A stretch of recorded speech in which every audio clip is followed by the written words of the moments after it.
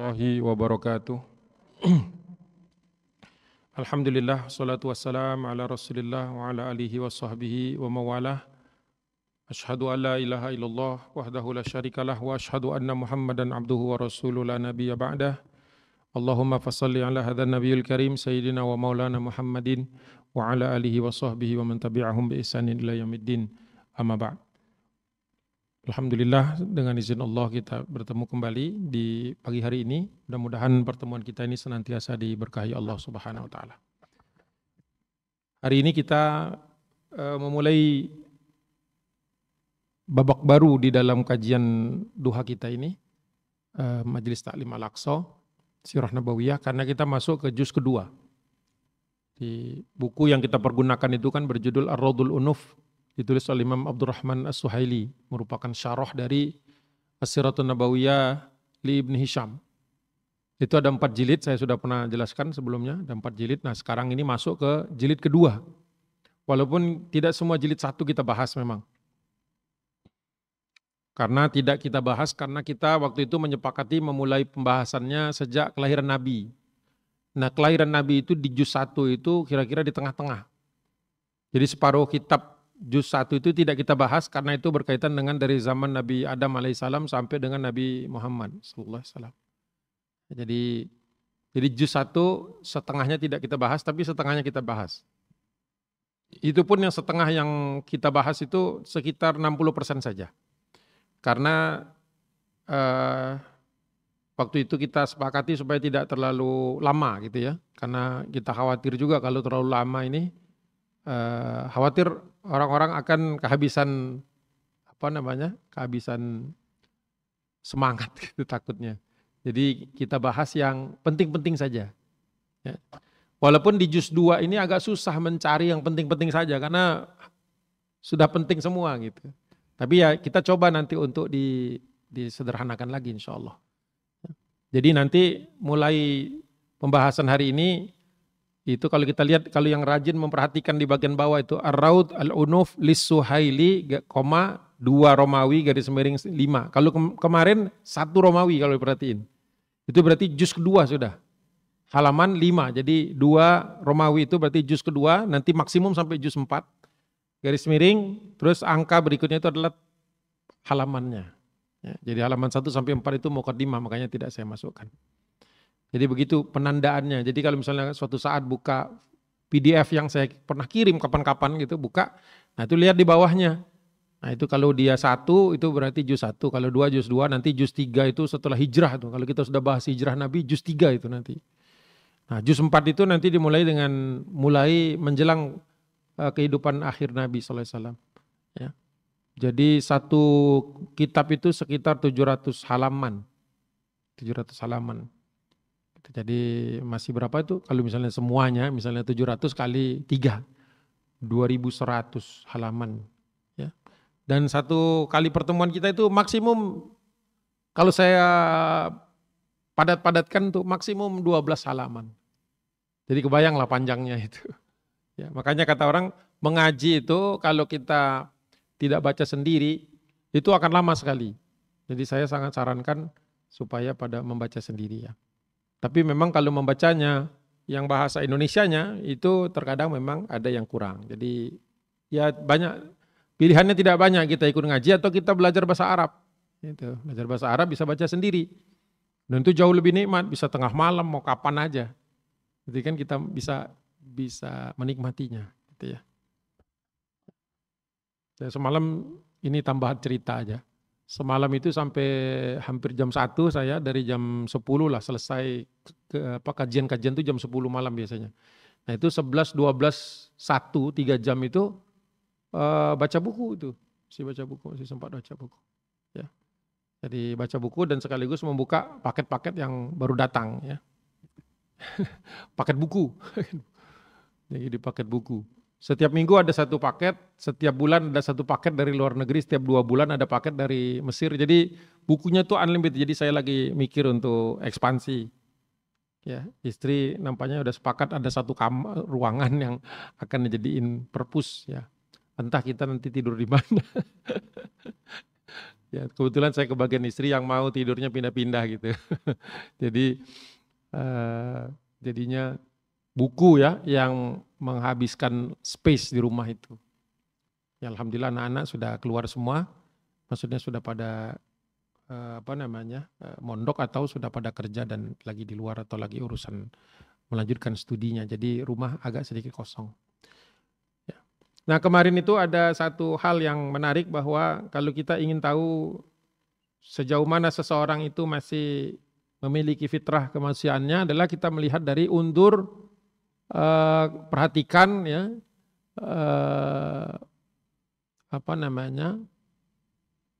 bagaimana dia menikmati ilmu. Jadi ibu-ibu di sini yang hadir awal-awal nih, ya asumsi saya senang dengan ilmu. Ya, senang dengan ilmu. Karena kalau nggak senang dengan ilmu, ini berat hadir pagi-pagi. Jadi insya Allah ini termasuk orang-orang yang terjaga fitrahnya. Ya. Terjaga fitrahnya. Dan nanti kalau punya keturunan atau sudah punya keturunan pun insya Allah terjaga fitrahnya. Jadi salah satu niat kita ketika hadir dalam majelis ilmu itu juga adalah untuk ya Allah berikan aku keluarga yang solehah, anak dan soleh dan solehah gitu ya. Itu juga. Karena seorang ibu itu berpengaruh langsung kepada kualitas keimanan putra-putrinya. Ya, jadi itu motivasi buat kita untuk istiqomah insyaallah. Baik, saya lanjutkan ini juz yang kedua ini dimulai dengan judulnya itu Mubadatu Rasulillah sallallahu alaihi wasallam qaumahu. Jadi mulai Rasulullah berdakwah secara terbuka kepada kaumnya ya. Mubadah, bada'a, memulai. Mubadah berarti the beginning. The beginning of dakwah ya, terhadap kaumnya ya. Kabilah ya, terhadap kabilahnya, kaumnya. Jadi the beginning of dakwah ya, Rasul's dakwah to his people. Nah, gitu kira-kira. Qala Ibnu Ishaq, berkata Ibnu Ishaq, "Tsumma dakhala an-nasu fil islami arsalan minar rijali wan nisa'i hatta fasha dzikrul islami bi Makkah wa tuhadditsa bihi." Kata Ibnu Ishaq, kemudian tsumma dakhala an-nas, kemudian manusia masuk fil Islam, ke dalam Islam, arsalan, bergelombang-gelombang, bertahap-tahap. Ya. Walaupun dakwah di Makkah itu berat tapi pasti. Ya, seperti kalau kita batu itu kalau ketetesan air itu kan beberapa hari nggak ada efeknya, tapi kalau sudah sekian tahun tuh mulai bolong-bolong dia, terus saja. Jadi begitulah, walaupun sedikit tapi arsalan berarti bertahap-tahapan, bergelombang-gelombang. Minar rijali wan nisa'i, dan memang dakwah Islam ini bukan hanya untuk laki, bukan hanya untuk perempuan, jadi semuanya tertarik. Minar rijali wan nisa, karena ini merupakan agama yang fitrah. Jadi baik laki maupun perempuan tertarik dengannya. Jadi ini bukan agama feminis, bukan agama maskulin, tidak. Dia untuk manusia. Hatta fasya, sehingga menyebar atau menjadi meluas zikrul islami, perbincangan tentang Islam. Di mana? Bi Makkah. Orang Arab menambahkan bi ke sebuah tempat untuk mengatakan di tempat itu, tidak selalu fi. Ya. Jadi kalau fi itu kadang-kadang masuk secara gerakan, tapi kalau bi itu ya di situ. Jadi orang yang dakwah di Mekah, yang kena dakwah di Mekah, itu makanya gunakan istilah bi. Ya, huruf ba. Bi Makkah, kalau misalnya Madinah bil Madinati. Ya. Wa tuhadditsa, ada yang mengatakan wa tahadditsu, tapi yang lebih lengkap, lebih tepat kata Ibnu Hisham, wa tuhadditsa bihi, sehingga menjadi perbincangan mereka. Jadi bukan hadis yang artinya hadis, tapi percakapan. Yang menjadi percakapan, perbincangan orang-orang dan ketertarikan. Jadi di tengah-tengah kota Mekah yang jahil itu mulai tumbuh rasa ingin tahu. Ya, jadi seperti kita lah, kalau pertama kali mungkin kita mengenal kehidupan Nabi, ada rasa ingin tahu. Oh, gimana ya Rasulullah dengan istrinya, gimana Rasulullah dengan anaknya, gimana Rasulullah membagi waktunya. Itu kan rasa ingin tahu. Nah, itulah yang disebut dengan satu hidayah ya. Jadi kita dapat hidayah, ingin tahu. Ingin tahu, banyak orang yang tidak ingin tahu. Padahal mengaku itu nabinya, rasulnya, bahkan setiap tahun merayakan maulidnya. Tapi tidak ingin tahu lebih daripada itu. Kita pasti ingin tahu kan lebih dari itu. Bagaimana Rasulullah mengelola masa-masa sulitnya, bagaimana Rasulullah mengelola kemenangannya, bagaimana Rasulullah menghibur para sahabatnya, menyemangati sahabatnya ketika ada ujian-ujian. Nah, itu. Tertarik. Ya, kita hadir di sini karena tertarik. Saya walaupun sudah berkali-kali menjelaskannya kepada orang, tetap tertarik. Kalau tidak ini kering dia. Saya tetap tertarik. Oh ya, bisa jadi suatu saat ada hal yang baru. Gitu. Jadi tidak boleh berhenti juga membaca itu diantaranya.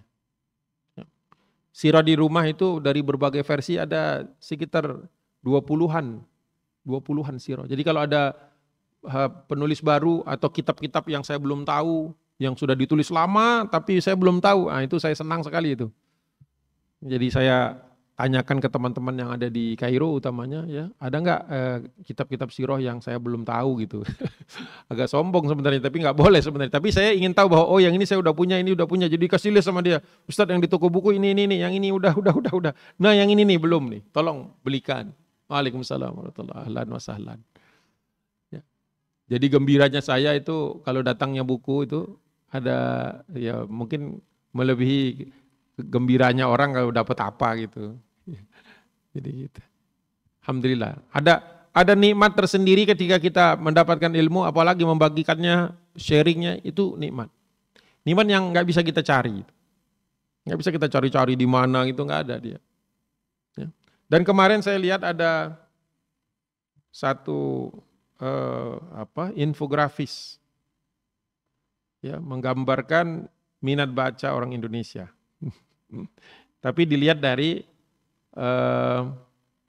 seberapa sering orang itu mendatangi perpustakaan. Asumsinya orang tuh kalau mau baca tuh ke perpus ya, walaupun sekarang ya mungkin orang bacanya online. Tapi ternyata provinsi paling tinggi, berapa persen ini? Paling tinggi, 19,3% penduduk di provinsi itu rajin ke perpustakaan. Bisa ditebak nggak provinsi mana di Indonesia? 19% penduduknya rajin ke perpustakaan. Ada yang bisa nebak nggak kira-kira? Jelas bukan Jawa Barat. Hah? Ya, provinsinya. Sumatera Barat, betul. Sumatera Barat. Itu juara satunya, 19,3%. Juara duanya 18,46% penduduknya rajin ke perpus. Sibuk kerja orang Jakarta. Sibuk ngafe.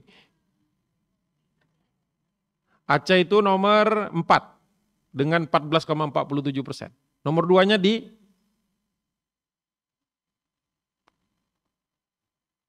Yogyakarta. Oh iya wajar ya, karena sering disebut kota pelajar. Nomor 3-nya pasti nggak ketebak. Nomor 3 dengan 16%.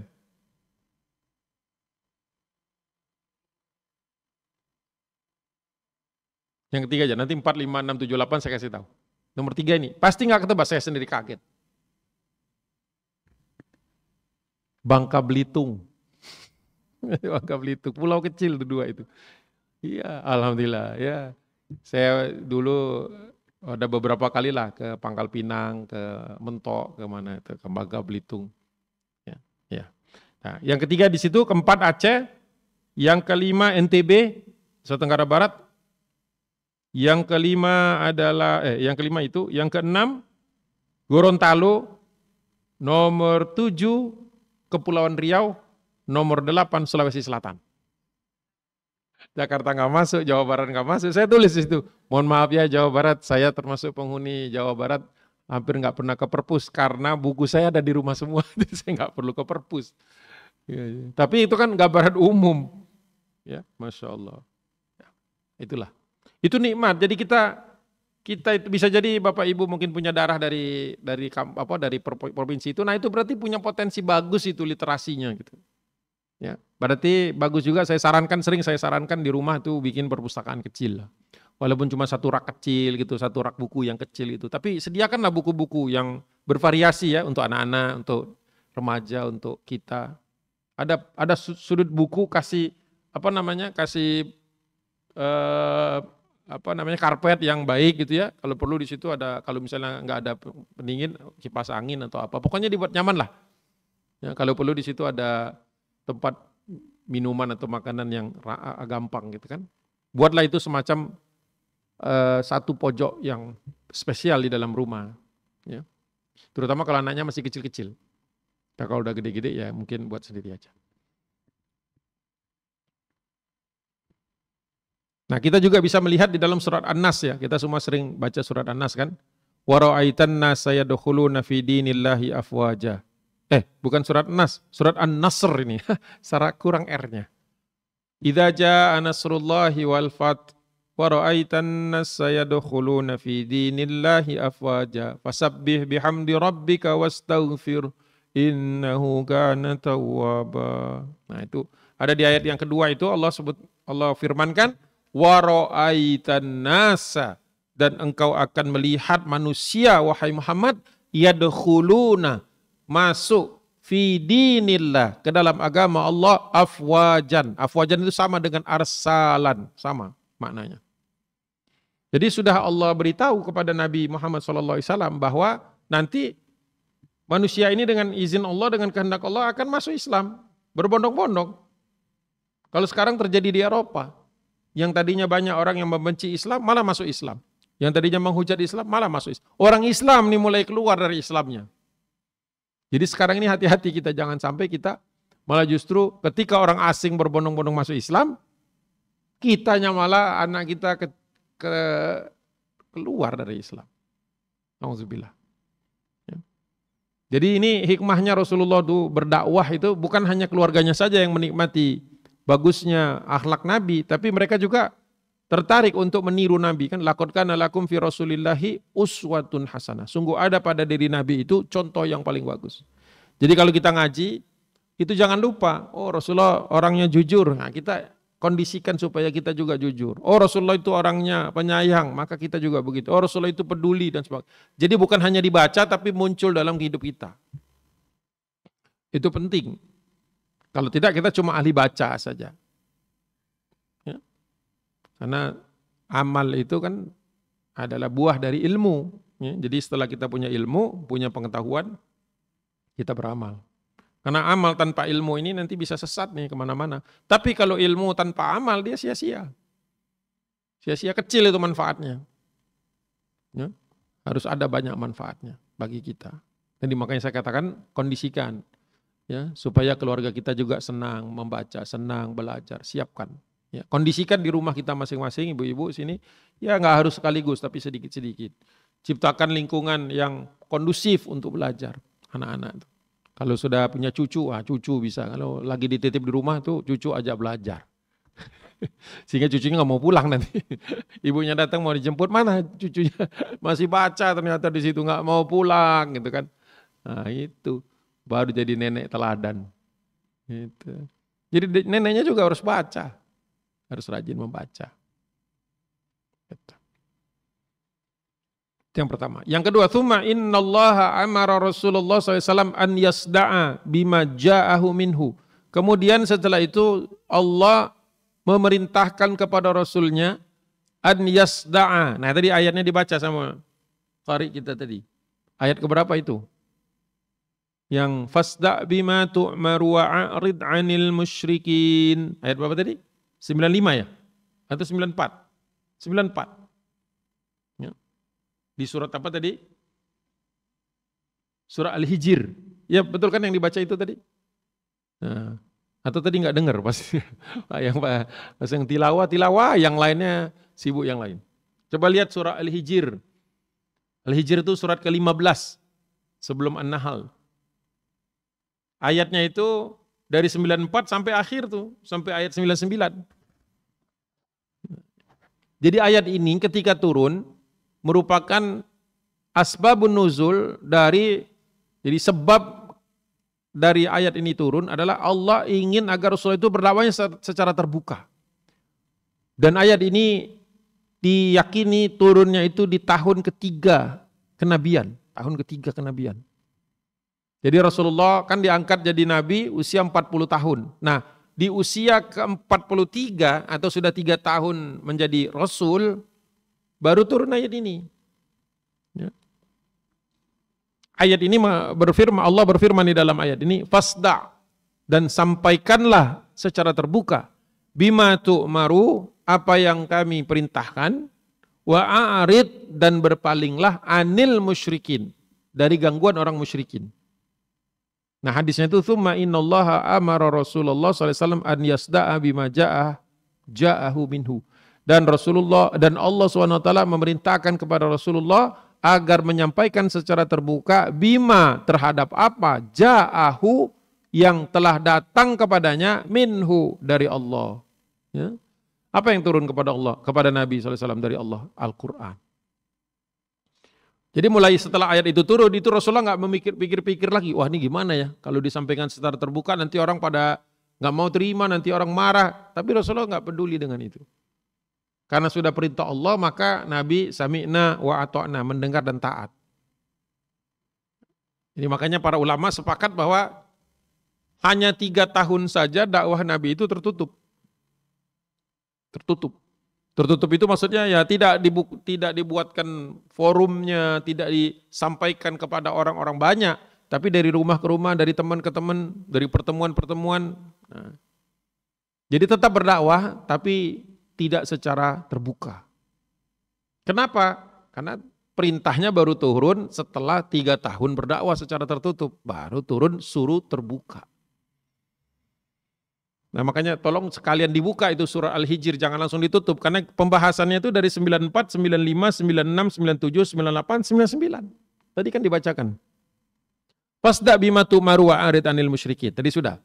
Nah Allah SWT berfirman setelah itu, inna kafainakal mustahzi'in. Sesungguhnya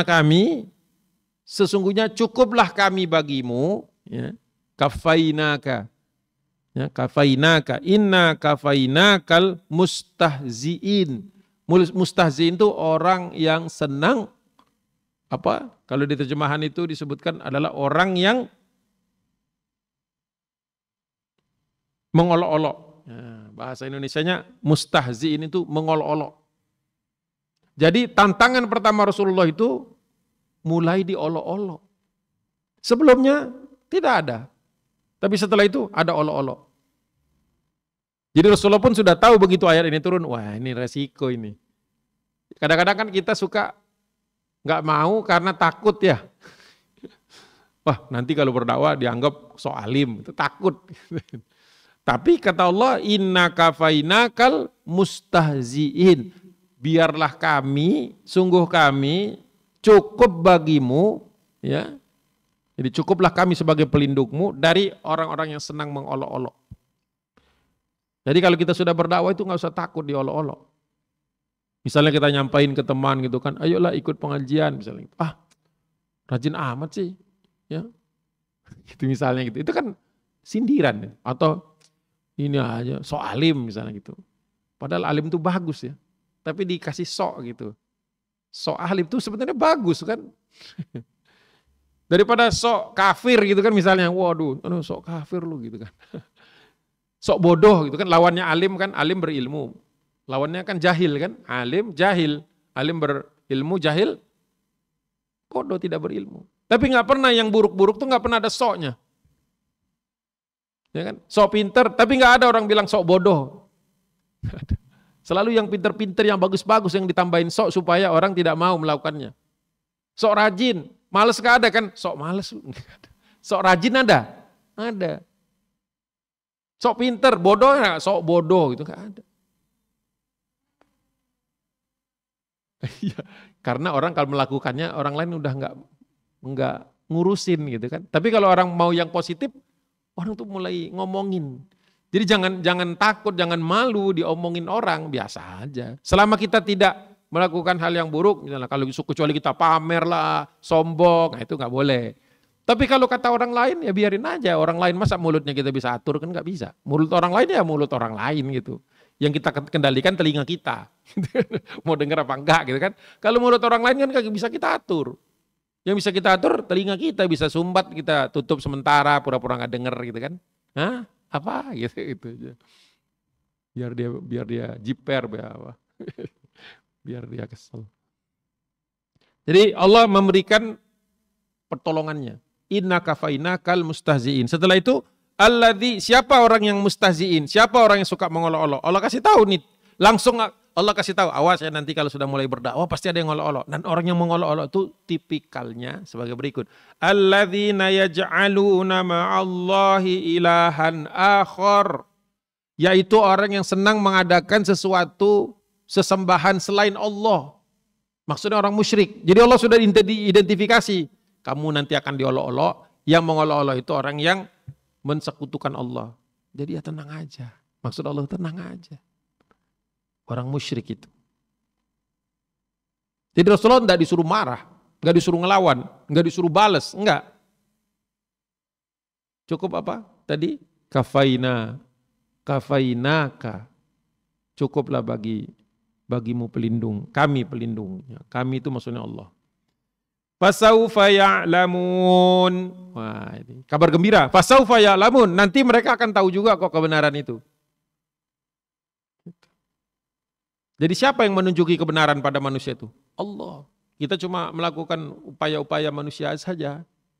Kita kasih tahu, ngaji itu bagus. Tapi dia datang ngaji itu Allah itu yang gerakin. Bukan kita. Kita cuma tugasnya ngajak. Kalau dia mau, alhamdulillah. Dia nggak mau, ya ntar dengan izin Allah. Iya kan? Kita nggak bisa loh mengondisikan orang. Jangankan orang lain, anak sendiri saja belum tentu kita bisa. Darah daging kita sendiri bisa nggak kita pengaruhi supaya rajin ngaji? Belum tentu bisa. Walaupun kalau kita jadi contoh yang bagus tuh anak-anak pasti ngikut. Coba deh, anak-anak kecil itu, ya apalagi yang masih kecil banget gitu, itu suka niru-niru orang tuanya kan? Pakai jilbab, pakai mukena, sholat, wudhu. Walaupun wudhunya masih belum benar kesana kemari, tapi dia melihat, meniru apa yang paling sering dilakukan oleh orang tuanya. Makanya kata orang, anak itu cerminan orang tua. Enggak salah itu. Jadi kalau anaknya suka ngambek, jangan-jangan orang tuanya suka ngambek juga gitu. Dia kan anak kecil kadang-kadang ikut sholat itu kan ikut sujud, dia kan gerakannya ikut macam. Kenapa dia begitu? Karena dia sering melihat ibunya begitu. Fasaufa ya'lamun, nanti mereka sendiri akan tahu mana yang benar, mana yang salah.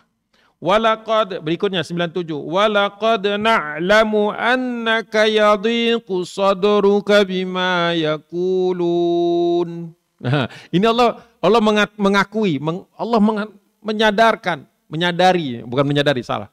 Allah itu mengetahui perasaan nabinya. Walaqad, dan sungguh, na'lamu, kami tahu, annaka, bahwa engkau Muhammad yadhiqu, menyempit dayik, sadruka, dadamu, bima, karena yakulun, omongan mereka. Jadi kita itu sehebat-hebat kita nggak mendengarkan, nggak peduli dengan omong orang, pasti ada efeknya kepada dada. Makanya Allah akui ada itu. Bahkan Nabi sekalipun. Walaqad na'lamu annaka yadhiqu sadruka bima yaqulun. Jadi makanya omongan itu bisa berbekas di hati. Makanya kata para ulama, hati-hati dengan ucapan. Karena ucapan itu dia bisa berbekas di hati orang. Kalau kita ngejek, kalau kita menghina, itu berbekas di hatinya. Nah, kalau dia tidak maafkan, akan ada perhitungannya nanti. Makanya falyakul khairan aw liyasmut, kita itu berbicara yang baik atau diam. Karena kalau kita berbicara buruk, orang yang mendengarkan atau orang yang kita omongi itu mendengar, simpan di dalam hatinya. Ya, baca lagi ya. Walaqad na'lamu annaka yadhiqu sadruka bima yaqulun. Jadi sekalipun Allah perintahkan, wahai Muhammad, sampaikanlah dakwah secara terang-terangan. Ayat 94. 95, cukuplah kami yang melindungimu dari omongan orang-orang yang senang mengolok-olok. 95. 96, orang yang mengolok-olok itu adalah orang alladzina yaj'aluna ma'allahi ilahan akhar. Mereka itu senang menyekutukan Allah. Fasaufa ya'lamun, nanti mereka akhirnya sadar juga. Yang sadar, yang mau sadar. Dan yang 97, walaqad na'lamu annaka Yadiku sadruka bima yakulun. Tapi Allah tahu bahwa hatimu menyempit, tertekan hatimu akibat omongan mereka. Tapi hebatnya Nabi tidak terpengaruhi. Kalau kita diomongin orang, sedih, kesel, marah, dendam, wah macam-macam itu. Hati-hatilah dengan lisan, hati-hati dengan omongan. Karena itu bisa melukai hati. Dan menyempitkan hati itu. Akhirnya orang tuh jadi benci sama kita. Jadi walaupun mengajak ngaji, caranya juga dengan bagus, dengan baik. Ya. 98-nya, 98 dan 99 itu cara mengatasinya. Jadi ayat ini ibu-ibu bagus dihafal. Pendek-pendek dia. Dari 94 sampai 99 itu dihafal bisa dapat 1 rakaat. Nah kan kita itu kadang-kadang suka malas menghafal Quran, sebagian. Caranya untuk semangat menghafal Quran itu gak harus juga, tidak ada keharusan dari juz 1, juz 2, juz 3 berteret gitu. Ya ambil beberapa ayat yang kita tahu artinya. Kita ulang-ulang, terus kita pakai di dalam salat sunnah kita. Sehingga waktu sholat itu, kita seperti merasakan bagaimana Allah itu berbicara kepada kita. Karena Al-Quran itu kan Allah berbicara kepada orang yang beriman. Sekali-kali baca surat ayat itu di dalam hati kita tahu artinya. Tahu artinya. Bahkan bisa jadi mengalir air mata kita. Ya Allah, Rasulullah dulu berat banget ya dakwahnya. Kita belum apa-apa. Gitu.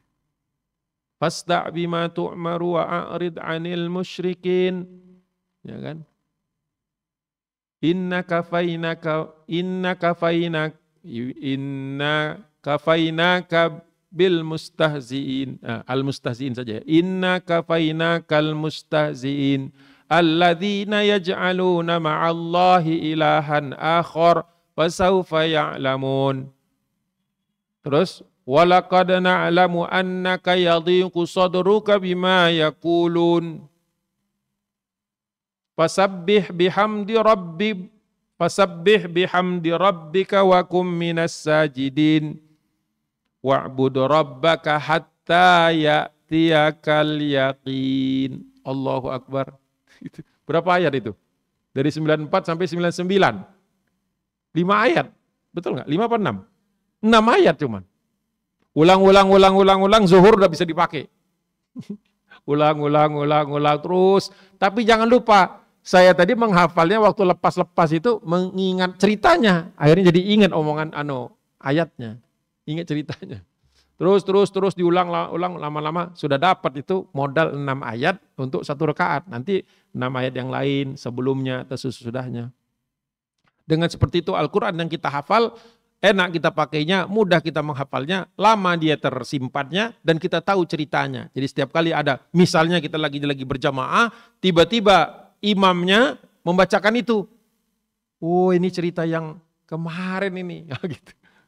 Jadi kita bisa relate, bisa menghubungkannya. Itu nikmatnya. Itu nikmat yang orang gak bisa dapat itu. Kecuali orang itu ngaji seperti ibu-ibu sekarang. Ya. Fasabbih bihamdi rabbika, dan bertasbihlah dan memujilah, atau bertasbihlah dengan memuji Rabbaka, Tuhanmu, Allah. Wa kum minas sajidin, dan jadilah engkau orang yang sujud. Nah, itu penjelasannya.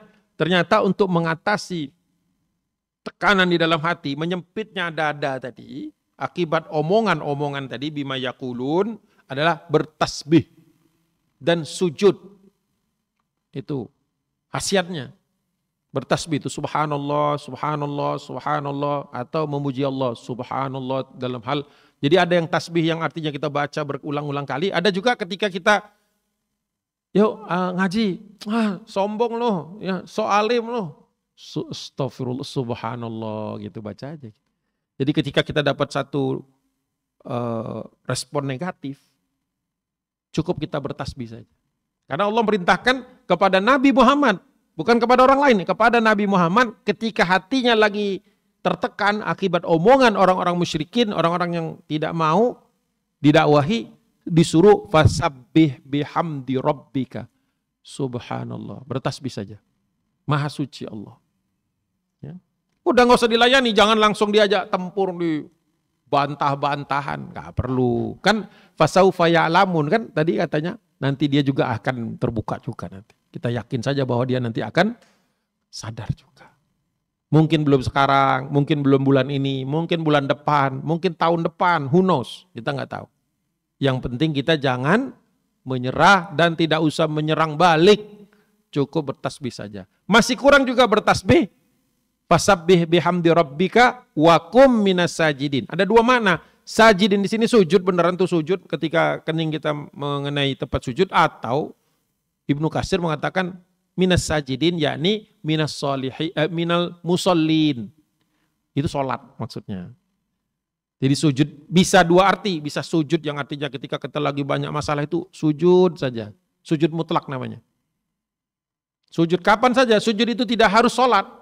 Jadi misalnya kita, waduh hati lagi gundah gitu kan, lagi banyak masalah, enggak ada jalan keluarnya ya, ambil wudhu, ya memang idealnya sholat 2 rakaat. Sholat 2 rakaat sunnah itu kan sudah di dalamnya sujud kan. Tapi kalau misalnya sangat cepat, butuh cepat gitu kan, udah ambil wudhu, langsung sujud saja dan tumpahkan unek-unek kita itu kepada Allah SWT. Jangan tumpahkan kepada manusia. Manusia itu suka kadang bagus, kadang enggak. Kita ngomong sama orang lain ya, terus dia nyebarin, oh si itu, bu itu, kemarin. Tidak usah lah. Jadi sebagus-bagus rahasia, yang tidak diceritakan kepada orang lain. Sebagus-bagus rahasia itu kepada Allah. Kalau Allah tuh gak mungkin bocorin kepada orang lain. Mutlak gitu. Gak mungkin Allah cerita-cerita ke orang lain. Asal kita ngadunya kepada Allah saja. Tuh. Biasanya kalau sudah sujud, hati sedikit lebih tenang. Dada sedikit lebih lapang. Ya kan? Nah, kalau setelah sujud masih saja marah Ustadz. Sudah tasbih masih marah, sujud masih marah, salat masih salat, tidur. Tidur, bawa tidur. Kata Nabi bawa tidur aja. Bangun masih juga marah, sedekah. Sedekah itu juga sedekah itu cara efektif untuk membunuh rasa marah kita. Hanya orang yang tidak tahu itu. Sedekah. Masih marah juga, saya nggak bisa bantu juga, nggak ada lagi, nggak tahu. Ya. Fasabbih bihamdi rabbika wa kum minas sajidin. Kalau setelah itu masih belum selesai masalahnya, wa'bud rabbaka hatta ya'tiyakal yakin. Menyembah Allah sampai datangnya kematian. Al-yakin di situ para ulama mufassirin, ahli tafsir sepakat yang disebut al-yakin al-maut. Ya udah. Kalau misalnya kita sudah ajak, dia tidak mau, kita dengan lembut mengajaknya lagi tetap tidak mau, bahkan kita dimaki-maki, kita bertasbih kepada Allah, sujud, sholat, masih juga belum ada perubahan, ya sudah. Kita lepaskan hatta ya'tiyakal yakin. Ya sudah, terus saja kita sampai kita meninggal atau dia meninggal gitu. Itu urusan dia lah, bukan urusan kita. Yang penting kita istiqomah sampai hatta ya'tiyakal yakin. Al-yakin al-maut. Jadi kita konsisten. Jangan sampai dakwah kita berhenti hanya karena dicela orang. Jangan sampai usaha kita mengajak orang kepada kebaikan itu terhenti hanya karena kita digunjing. Jadi 6 ayat yang sangat baik untuk dihafal. Wa an yubadiyan nasa bi amrihi wa an yad'uwa ilaihi. Nah, ya. Kemudian Rasulullah SAW diperintahkan untuk menunjukkan kepada manusia bagaimana urusannya untuk masuk Islam dan mengajak manusia kepada Islam. Jadi menunjukkan dan mengajak. Ya. Jadi jangan sampai cuma ditunjuk saja. Itu ada pengajian tuh setiap hari Rebu. Setiap Rebu pagi di Masjid Al-Aqsa. Nah, itu kan baru ngasih tahu kan, menunjukkan. Itu baru yubadi. Ya. Tapi harus yad'u, ayo saya jemput ya. Ya itu kan berarti sudah mengajak. Kadang-kadang ada orang yang malas berangkat, tapi ketika dijemput diajak malah mau, ya kan? Nah, bisa jadi awalnya begitu. Dan mungkin juga kita juga punya pengalaman begitu kan? Baru tertarik itu ketika ada yang nemenin. Kalau sendirian malu, aduh malu saya nggak kenal gitu kan. Saya seperti itu. Jadi kita harus melakukan apa yang dulu dilakukan Nabi. Yubadia an yad'uwa. Jadi menunjukkan dan mengajak. Memberitahu, menyampaikan undangan, kan sering itu undangannya kan sudah jadi, biasanya sepekan sebelumnya sudah ada. Nah itu disebar ke teman-teman. Kan hampir semua sekarang ibu-ibu, masih ada nggak ibu-ibu yang nggak pegang HP? Pegangnya 2 malah, 2, 3 saya lihat, ini untuk apa aja gitu kan. Yang satu untuk bisnis Ustadz, yang satu untuk keluarga, yang satu untuk pengajian. Hebat, tiga HP dibagi-bagi. Jadi kalau yang ini nyala saya tahu ini, urusan dagang ini. Kalau yang ini nyala urusan, ya sudah kalau emang dia kuat ngisi pulsanya 3-3-nya silahkan. Gitu. Jadi begitu. Jadi semua orang pasti sudah pegang HP. Ya, artinya memudahkan kita untuk mengajaknya. Kalau dulu kan ibu-ibu harus datang benar ke rumahnya kan, ketok-ketok itu kan. Belum mandi katanya, belum masak, wah ditungguin lah macam-macam. Kalau sekarang pakai WA. Jadi gunakan HP kita itu sebagai alat cara untuk berdakwah. Karena bisa jadi ada pahalanya di situ. Pahala buat kita yang hadir. Nah ini jangan juga kita ngajak orang, kitanya nggak hadir, itu nggak boleh juga tuh. Ngejebak itu. Jadi bisa jadi kita pahalanya dari ngajak orang.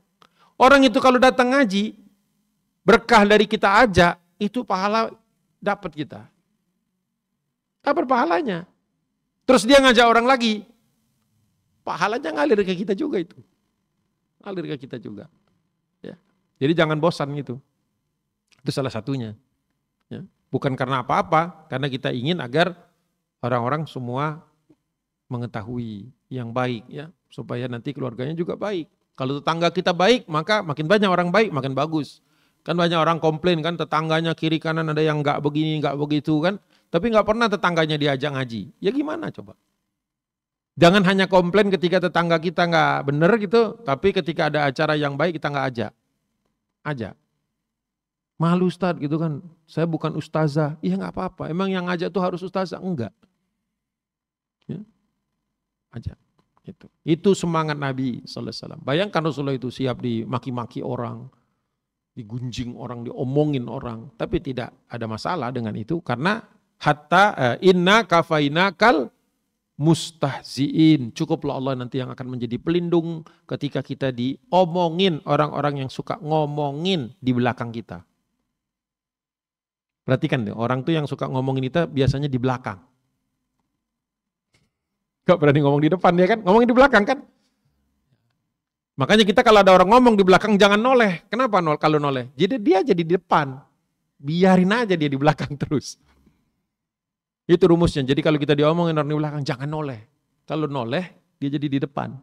Biar aja dia di belakang terus. Kita terus saja maju kan. Ya kita cari ridho Allah. Kita nggak cari musuh. Kita nggak cari masalah kan. Gitu aja. Ambil kita ajak. Lanjut. Wa kana ma baina akhfa Rasulullah sallallahu alaihi wasallam amrahu wastatara bihi ila an amarahu Allah taala bi idhari dinihi 3 sinin min mab'athihi. Panjang tuh. Satu-satu. Wa kana ma baina akhfa.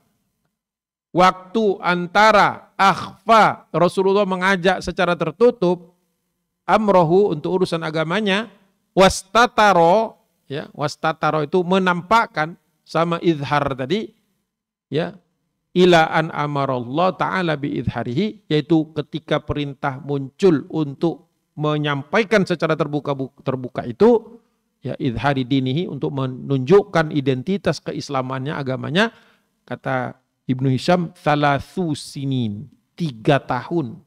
Jadi jarak antara dakwah dimulai secara tertutup dengan dakwah dimulai secara terbuka ditandai dengan turunnya surah Al-Hijr ayat 94 sampai 99 itu jedanya 3 sinin, 3 tahun. Jadi 3 tahun Rasulullah itu merekrut siapa kemarin tuh?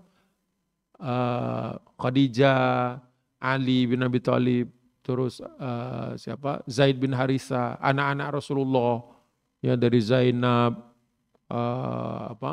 Ruqayyah, Ummu Kulthum, Fatimah belum lahir waktu itu, 3 tahun itu.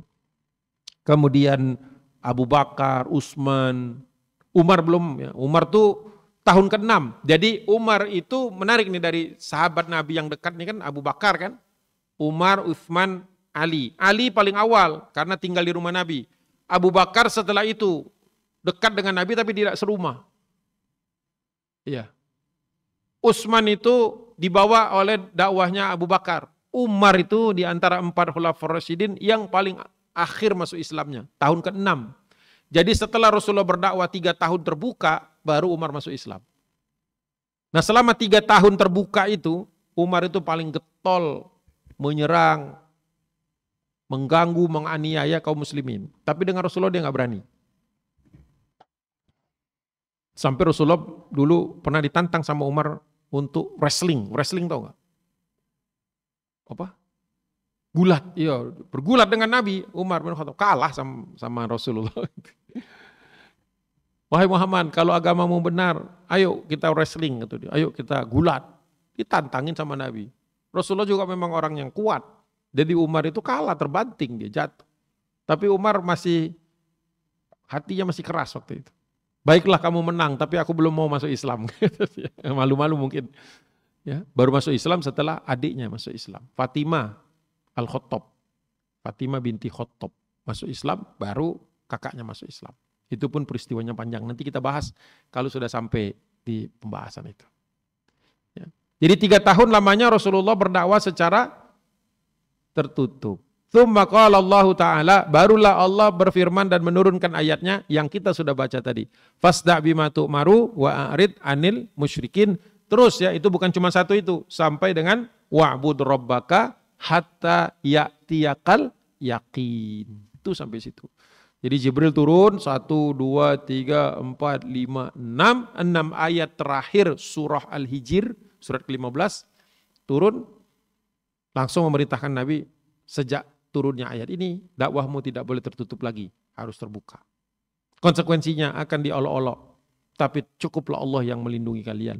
Tapi kalau hati kalian mulai sempit, hatimu sempit, ya, maka perbanyak tasbih dan sujud. Sampai kapan? Sampai ketemu kematian. Gitu ceritanya. Kan enak itu kalau kita tahu ceritanya. Jadi menghafalnya itu berdasarkan urutan cerita. Itu nempelnya lebih lama. Pernah nggak menghafal ayat, terus nggak lama kemudian hilang? Rata-rata ayat yang sempat hilang karena nggak tahu ceritanya. Cuma menghafal bunyinya. Bunyi kan nggak cerita bunyi. Tapi kalau tadi sudah sedikit, fasda' bima tu'maru wa a'rid anil musyrikin. Sampai kalau secara terbuka dan berpalinglah dari orang musyrik. Ada dapat cerita satu. Nah. Jadi ibu-ibu yang dirahmati Allah Subhanahu wa taala, Rasulullah itu tipikal manusia yang dikondisikan Allah, ada satu perintah langsung dikerjakan, enggak pakai lama. Enggak pakai mikir dulu lama-lama, enggak. Dapat turun ayat langsung dikerjakan. Turun ayat langsung dikerjakan. Ada perintah Allah langsung dilaksanakan. Makanya zaman dulu dakwah itu terus maju, sekalipun ada hambatan tetap maju, dia enggak berhenti.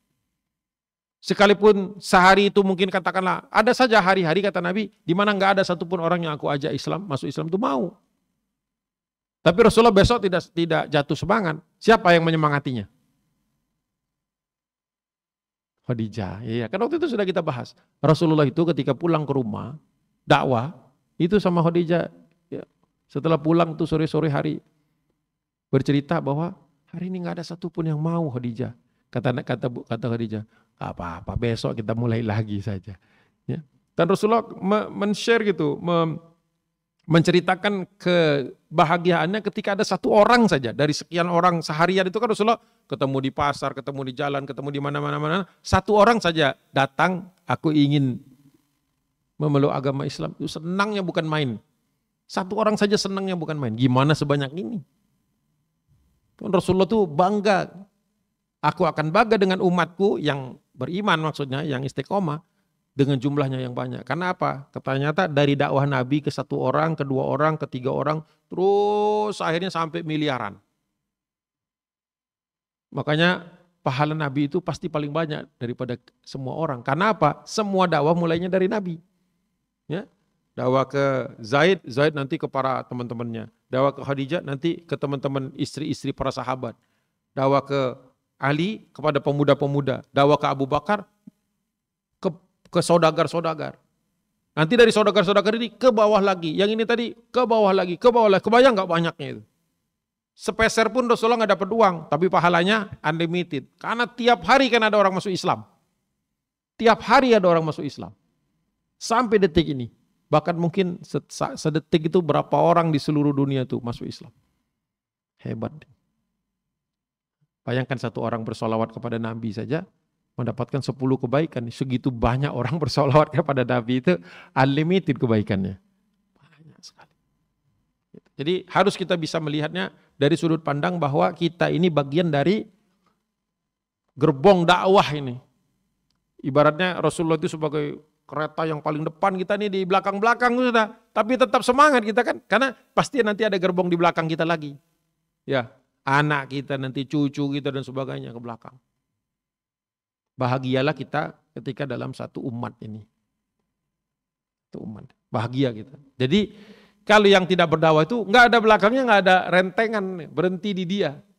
Tapi kalau kita berdakwah, satu orang saja sudah ada. Nanti orang itu, siapa tahu orang yang kita rekrut ini ternyata seorang dai nantinya.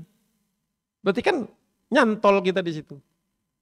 Bisa jadi kita nggak bisa ngerekrut banyak orang, nggak bisa mempengaruhi banyak orang. Tapi yang satu yang kita dekati itu malah nantinya punya jamaah banyak. Wah, itu sedap itu. Pahalanya mengalir terus.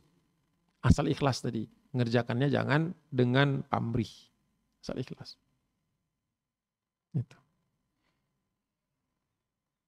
Wa qala ta'ala, dan ada di ayat yang lain, Asy-Syu'ara itu ayat ke-26. Asy-Syu'ara ayat 214. Udah di belakang-belakang juga itu. Wa anzir ashiratakal aqrabin wakhfid janahaka liman ittaba'aka minal mu'minin. Masyaallah. Ayat-ayat yang turun di Mekah ini memang dahsyat itu, menggugah gitu bahasanya. 214 215. Jadi ada ayat lain yang juga menguatkan Rasulullah untuk terus berdakwah. Wa anzir, dan berilah peringatan. Ashirataka, orang-orang yang dekat denganmu, al-aqrabin, dan orang-orang yang qarib. Orang yang dekat dan orang yang qarib. Qarib ini kadang-kadang dimaksud adalah keluarga. Ashirah itu bisa disebut keluarga, aqrabin ini orang-orang satu suku, orang-orang yang dekat dengan kita, tetangga kita lah kalau sekarang. Kalau dulu orang tinggal itu pasti satu suku, kayak zaman dulu kan ada satu. Jadi orang Jawa ya di kampung Jawa, dia nggak tinggal di mana. Orang Bugis di kampung Bugis, orang Bali di kampung Bali. Kalau sekarang tidak ada begitu, kita campur kan. Nah zaman dulu tuh begitu, makanya disebut aqrabin, qarib, dekat. Nah bagaimana cara Rasulullah memberi peringatan kepada kerabat-kerabatnya ini? Dengan wakhfid, merendahkan. Wakhfid, janahaka. Ada yang mengatakan janahaka itu artinya sayap atau badan yang merunduk. Limanittaba'aka, kepada mereka yang mengikutimu, minal mu'minin, di antara orang yang beriman. Makanya Rasulullah dengan orang yang beriman itu dekat sekali. Setiap ketemu umatnya itu Rasulullah selalu mencari tahu masalahnya apa, kebutuhannya apa, kekurangannya apa. Kenapa? Akibat satu ayat ini, Masya Allah. Dahsyat satu ayat ini, wakhfid janahaka limanittaba'aka minal mu'minin. Sejak ayat itu turun, Rasulullah itu kepada umatnya itu sayangnya bukan main. Bahkan kadang-kadang mengorbankan keperluan sendiri. Ada sahabat datang punya kesulitan, dikasih sama Rasulullah. Kadang-kadang Rasulullah sudah habis itu hartanya hari itu. Diberikan kepada dia. Kenapa? Untuk merendahkan diri di hadapan orang-orang yang beriman. Jadi orang yang beriman itu di mata Nabi itu jauh lebih berharga daripada orang musyrik. Ya. Masya Allah, kita sudah begitu belum dengan orang yang beriman? Wakhfid janahaka limanittaba'aka minal mu'minin. Nah, kalau sampai mereka itu kemudian berbuat aniaya setelah dibantu, kadang-kadang kan orang yang dibantu, yang kita bantu kadang-kadang orang itu apa istilahnya, air susu dibalas air tuba, Kebaikan dibalas dengan keburukan, sering gitu. Kadang-kadang kita udah baik kepada orang, tapi orang itu nggak baik sama kita. Bacaannya tuh 216, berikutnya, ayat berikutnya dari surat itu, baca lagi. Apa? Yang 216 Allah berfirman, fa in asauka, ya, kepada orang-orang yang memusuhimu atau orang-orang yang mengkhianatimu. Fa in asauka faqul, maka katakanlah, inni bari'um mimma ta'malun. Aku berlepas diri dari apa yang kau lakukan. Wa tawakkal 'alal 'azizir rahim. Terima kasih. Dan aku bertawakal kepada Allah yang Maha Perkasa, lagi Maha Penyayang. Yang perkasa itu untuk orang yang buruk, jadi Allah bisa menunjukkan keperkasaannya kepada orang-orang yang buruk, sekaligus Allah bisa menunjukkan kesayangannya kepada orang yang beriman. Jadi begitu. Ini dakwah di Mekah itu Rasulullah tidak pernah disuruh untuk membalas. Maka tidak ada perang di Mekah. Nanti Rasulullah setelah hijrah ke Madinah, orang musyrik masih ngejar-ngejar, masih cari masalah, diperintahkan perang, diperbolehkan perang. Jadi selama kurang lebih 13 tahun Rasulullah berdakwah di Mekah itu gak ada perang. Pernah gak dengar cerita perang? Gak ada 13 tahun. Bayangkan bersabarnya 13 tahun. Sabarnya 13 tahun itu. Diganggu orang semuanya, disuruh berpaling saja. Wa'arid anil musyrikin, atau kalau di sini disuruh mengatakan saja faqul inni bari'um mimma ta'malun. Aku berlepas dari apa yang kau lakukan. Orang tuh kalau kita tuh harusnya lebih takut deh kepada orang yang takut sama Allah. Ketika dia niaya dia diam saja, tapi diam-diam dia mau cari pojok terus doa. Ngeri kita. Yang balas Allah berarti. Kalau yang balas cuman manusia ya sebatas kemampuan manusia. Tapi kalau dia mengadu kepada Allah bisa jadi urusan itu langsung ditangani sama Allah. Bagaimana kita bisa menghindar dari Allah? Gak bisa. Jadi sesungguhnya kata Abu Bakar Siddiq ketika diangkat untuk menggantikan Nabi, orang yang paling lemah di antara kalian adalah yang paling kuat di mataku. Kenapa? Orang yang paling lemah di antara kalian, ini waktu Abu Bakar menjadi khalifah, menjadi Amirul Mukminin, menggantikan kepemimpinan Nabi setelah Rasulullah wafat. Kata Abu Bakar, yang paling lemah di antara kamu, di mataku paling kuat. Kenapa? Karena orang lemah itu, di mata manusia dia lemah nih. Tapi kalau dia sudah sujud, dia sudah doa, didengar sama Allah, jadi orang kuat dia. Karena balasan yang Allah lakukan, pembalasan yang atas doa rintihan hamba Allah itu tidak tertolak. Nah, itu. Tapi kalau sekarang kita takut sama manusia kan, nggak takut sama Allah. Jadi takut sama orang yang punya kekuasaan, punya hukum, punya duit segala macam. Padahal semua itu nggak ada apa-apanya di hadapan Allah nanti. Jadi hati-hati dengan orang yang kelihatannya lemah, tapi doanya ditunggu Allah. Hati-hati.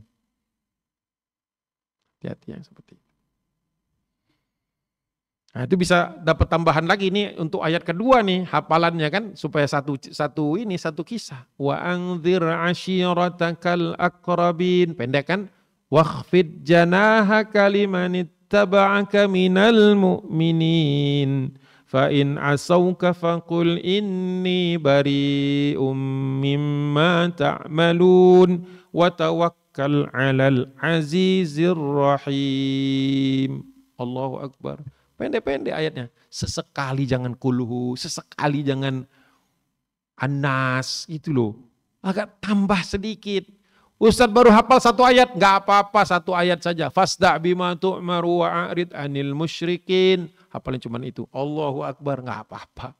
Besok nambah satu lagi. Besok jadi 3. Sebulan udah beneran penghafal Quran. Kan begitu. Kan kita nggak dicek semuanya kan. Dicek yang kita hafal saja. 5 ayat, 6 ayat. Tapi baru. Itu saya merasakan begini. Kalau ada ayat yang baru saya hafal. Atau yang pernah dihafal hilang terus hafal lagi. Semangat sholatnya. Karena nunggu-nunggu waktu sholat atau nunggu-nunggu sholat sunnah. Untuk praktek hafalan. Seru ya di sholat itu. Tapi kalau nggak ada hafalan, ya cuma menggugurkan kewajiban aja. Nggak ada ayat yang mau diuji kan? Orang kulhu sudah hafal luar kepala kan? Allahu Akbar, Allahu Akbar. Gitu-gitu aja terus. Nggak ada semangat. Jadi jadikanlah setiap kajian, setiap pertemuan, setiap taklim itu ada 1 ayat, 2 ayat, catat di dalam Quran, jadikan itu hafalan-hafalan. Naikkan 1, turunkan 1, naikkan 2, turunkan 2. Akhirnya dapat itu 1 halaman, diam-diam. Dan sekaligus mengingat-ingat ceritanya, kisahnya, maknanya. Waduh, Masya Allah. Sayang sekali kita itu, usia kita itu kan nggak tahu kita berapa lama lagi kita hidup kan. Ya, sayang kalau nggak ditambah. Tidak ada pertambahan. Sayang sekali. Qala Ibnu Hisham, fasda, maksudnya fasda itu ufruq bainal haqqi wal batil. Jadi di ayat yang tadi Al-Hijr ayat 94 tadi, fasda bima tu'maru wa arid anil musyrikin, fasda itu sampaikan secara terbuka, maksudnya ufruq, agar nampak pembeda bainal haqq wal batil, antara kebenaran dan kebatilan. Jadi seperti itu. Nah, kenapa fotonya sebelah kiri itu patung-patung berhala-berhala? Karena zaman dulu Rasulullah itu menghadapi yang begitu-begitu. Patung-patung ada 300-an di sekeliling Ka'bah. Jadi orang kalau sholat itu gak bisa menghindar kan. Wah, ada patung di sana, ada patung di sana. Patung itu pasti mengganggu. Makanya di tempat sholat kita itu tidak boleh ada gambar menyerupai orang maupun menyerupai binatang, nggak boleh. Kalaupun ada motif-motif, dia harus transparan gitu, yang tidak, yang apa istilahnya, kaligrafi saja. Nggak boleh di masjid ada gambar-gambar apa gitu, binatang, orang apalagi, nggak boleh. Itu supaya jelas, nyata. Ufruq bainal haqqi wal batil. Jadi Rasulullah bayangkan dulu, belum boleh, tidak ada perintah satupun untuk menghancurkan berhala. Dulu Nabi Ibrahim kan diperintahkan untuk hancurkan berhalanya kan. Nabi Muhammad tidak disuruh menghancurkan berhala selama Rasulullah masih di Mekah. Nanti setelah Rasulullah hijrah, 8 tahun berjuang, baru kota Mekah itu jatuh ke tangan kaum muslimin. Baru diperintahkan untuk menghancurkan berhala itu. Kenapa? Karena sudah ada kekuatan di situ. Dan orang sudah tahu yang benar mana, yang salah mana. Kalau waktu awal-awal itu orang masih menganggap sesembahan-sesembahan itu Tuhan. Jadi buat mereka sakral itu, kalau dihancurkan marah mereka. Tapi waktu Fatu Mekah, waktu dihancurkan, tidak ada yang berbunyi.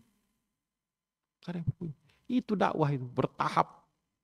Kalau awal-awal kita merusak-rusak, bukannya orang itu sadar, malah benci dia. Karena dia sendiri belum tahu mana bainal haq wal batil, yang benar mana, yang batil mana, belum tahu. Ya. Jadi jangan melarang seseorang sebelum kita kasih tahu yang benar mana, yang salah mana. Ya. Jadi fasda di situ maksudnya sampaikanlah atau bedakanlah, ufruq, ya, tafriq, ufruq bainal haqqi wal batil. Jadi kita juga punya tanggung jawab itu. Jadi misalnya di rumah itu kan, makanya kenapa di rumah itu perlu buku fikih gitu, tata cara sholat, tata cara wudu, ya, mana yang membatalkan sholat gitu ya, mana makanan halal, mana yang haram, apa kriterianya, perlu buku itu di rumah. Karena bisa jadi suatu saat anak kita nanya, Umi, gitu misalnya itu kan, atau Bunda, ya, Ibu, Emak, atau apalah panggilannya, ya. Ini aku dikasih makanan ini, boleh nggak dimakan? Wah, kita nggak tahu ini makanan ini. Sebentar, ayo kita ke perpustakaan dulu, pojok rumah itu kan, nah, cari buku fikih tentang halal haram makanan.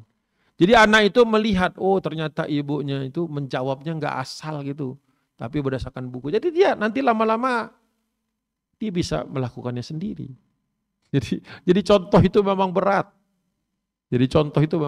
Tapi hikmahnya jauh lebih banyak ketimbang kita. Udah tanya AI aja, tanya di HP gitu. Itu tidak mendidik.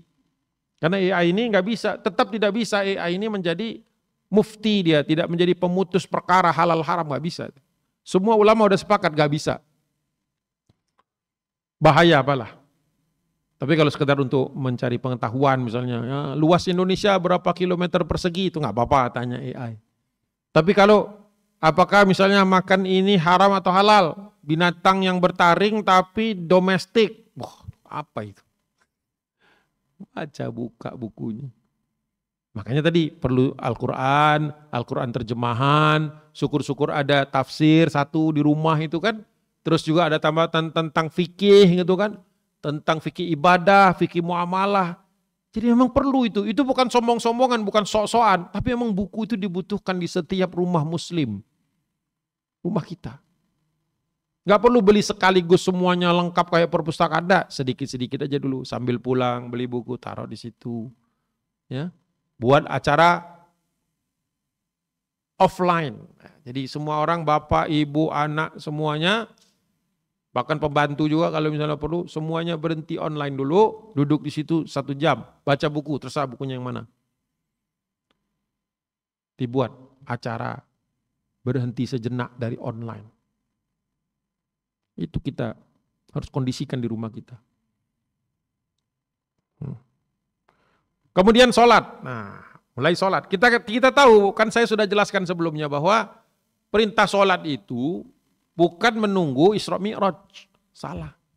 Isra Mi'raj itu adalah di mana waktu sholatnya disempurnakan menjadi 5 waktu dengan rakaatnya masing-masing. Sedangkan perintah sholat itu sudah turun bersamaan dengan di awal dari ketika Rasulullah diangkat sebagai Rasul. Tapi sholatnya bil asyiyi wal ibkar. Sholatnya di pagi hari, di malam hari dan di pagi hari. Nah, qala Ibnu Ishaq, wa kana ashabu Rasulillah sallallahu alaihi wasallam idza shallu dhahabu fi syi'ab. Jadi para sahabat Nabi, sahabat Rasul itu ketika mau sholat, idza shallu dhahabu, mereka mencari, keluar, mereka pergi dari kota, mencari lembah-lembah di luar kota Mekah. Di lembah-lembah. Ya. Mungkin kalau ada yang punya buku lama gitu, gambaran Mekah dan Madinah itu dulu lembahnya banyak. Kalau sekarang udah gak kelihatan karena di semua tanah itu sudah dibangun hotel. Jadi kita gak bisa lihat itu. Gimana bukit-bukit Mekah itu. Yang ada hotel. Kita nggak tahu kan hotel. Cuma terasa saja kalau di Ajyad itu jalannya nanjak. Itu aja. Dulu sebelum ada hotel-hotel banyak itu kelihatan bukit-bukiknya. Karena ada bukit pasti ada lembah. Karena lembah itu kan di antara 2 bukit gitu. Nah para sahabat Nabi dulu kalau mau masuk waktu sholat mereka mencari lembah. Kenapa mencari lembah? Karena waktu itu dakwah terbuka tapi tidak boleh konfrontasi. Tidak boleh ada perselisihan atau keributan. Jadi mereka justru yang ngalah. Jadi kaum muslimin dulu kalau sholat karena belum ada masjid. Masjidil Haram sudah ada. Tapi itu tempat penyembahan berhala waktu itu. Jadi orang musyrikin Quraisy menghalangi kaum muslimin Rasulullah sholat di sekitar Ka'bah. Baru di ujung-ujung menjelang hijrah itu Rasulullah berani sholat. Rasulullah mencontohkan sholat di sana. Walaupun sempat terjadi keributan. Jadi para sahabat itu dulu mencari tempat di luar kota Mekah. Masuk waktu sholat nih, sebentar lagi masuk waktu sholat. Udah maghrib, dia menjelang maghrib, menjelang matahari terbenam, itu sebagian sahabat sudah mulai berangsur-angsur keluar kota. Berat sekali, kalau sekarang kan kita masjid bisa di mana-mana di sini. Di stasiun ada musola, ya kan? Di dekat pasar pasti ada musola, kalau bahkan masjid. Di rumah perumahan, setiap klaster kadang-kadang ada musolanya, bahkan ada masjidnya. Enak kita. Sudah enak seperti itu, masih saja masjidnya sepi. Zaman dulu masjidnya nggak ada, tapi orang ramai sholat. Bahkan tidak pengaruh. Bayangkan kalau sahabat dulu, ya kami nggak usah sholat di Rasulullah, nggak ada masjidnya. Nah, gitu. Alasan itu nggak ada sahabat yang begitu. Jadi mereka harus jalan kaki dulu keluar. Bayangkan kita harus keluar jauh dulu, setelah sholat kan jalan lagi balik kan. Itu yang malam masih enak itu. Yang pagi subuh itu yang berat. Jalan dulu, makanya subuh itu diantara sholat yang berat. Ya, Isya juga sholat yang berat. Karena dua waktu itu, subuh dan Isya itu yang pertama kali Allah turunkan. Jadi pertama-tama kaum muslimin sholat bersama Nabi SAW di awal-awal dakwah di Mekah. Sebelum pindah hijrah ke Madinah, itu cuma 2 kali aja waktu sholat. Makanya 2 sholat itulah yang paling berat. Isya paling berat, subuh juga paling berat kan. Karena kita harus bangun dan sholat ketika sudah terasa ngantuk. Kalau Isya itu kan yang bikin berat sudah terasa ngantuk. Kalau subuh itu baru bangun. Zuhur paling gampang, asar relatif gampang, maghrib masih masih lah bisa lah. Tapi isya sama subuh itu yang kata Nabi yang membedakan orang beriman dengan orang munafik. Waduh, ngeri ya. Barang siapa yang sholat isya dan subuh itu berat baginya, ada tanda munafik itu. Jadi dilawan, harus dilawan. Harus dilawan. Fastakhfau bi salatihim min qaumihim. Dijelaskan kenapa mereka jauh-jauh keluar kota Mekah ke lembah-lembah untuk waspada, untuk merahasiakan sholat mereka. Bukan gak mau ngajak sholat, tapi agar tidak terjadi salah persepsi, salah sangka. Jadi mereka waktu itu perintahkan sholatnya jangan di depan Ka'bah. Jadi Rasulullah pun melarang. Ada juga Rasulullah mengizinkan sholat para sahabat waktu itu tidak keluar ke lembah-lembah tapi di dalam rumah. Dalam rumahnya Abu Bakar, di rumah Nabi sendiri. Rasulullah rumahnya luas untuk bisa sholat bersama-sama. Juga di rumahnya Arqam bin Abi Arqam juga begitu luas. Tapi sebagian lagi karena Mekah itu cukup luas, ketika turun waktu sholat, kadang-kadang mereka nggak cukup waktu ke satu tempat, maka mereka keluar sedikit saja. Mungkin mereka sudah di pinggir kota, tinggal mencari lembah-lembah saja. Jadi tergantung di mana kita berada. Terkadang sahabat Nabi ya terpaksa sholat sendirian. Mungkin dia baru pulang dari bisnis atau pulang dari perjalanan, terus tiba-tiba masuk waktu sholat, dia sudah di luar kota, ya berarti dia berhenti dulu di situ. Kan sering kita lihat gambar, baik itu foto maupun gambaran lukisan, unta diturunkan, diberhentikan, diikat gitu, tali kekang itu, terus orangnya sholat di sebelahnya itu. Kenapa harus diikat dulu? Kan ada istilah kan, ikat dulu untamu baru sholat. Karena kalau untanya dibiarkan dia sholat, selesai salam untanya pergi. Udah kemana itu? Kasihan gitu kan. Nah, jadi diikat dulu untanya, diikat dulu baru sholat di situ.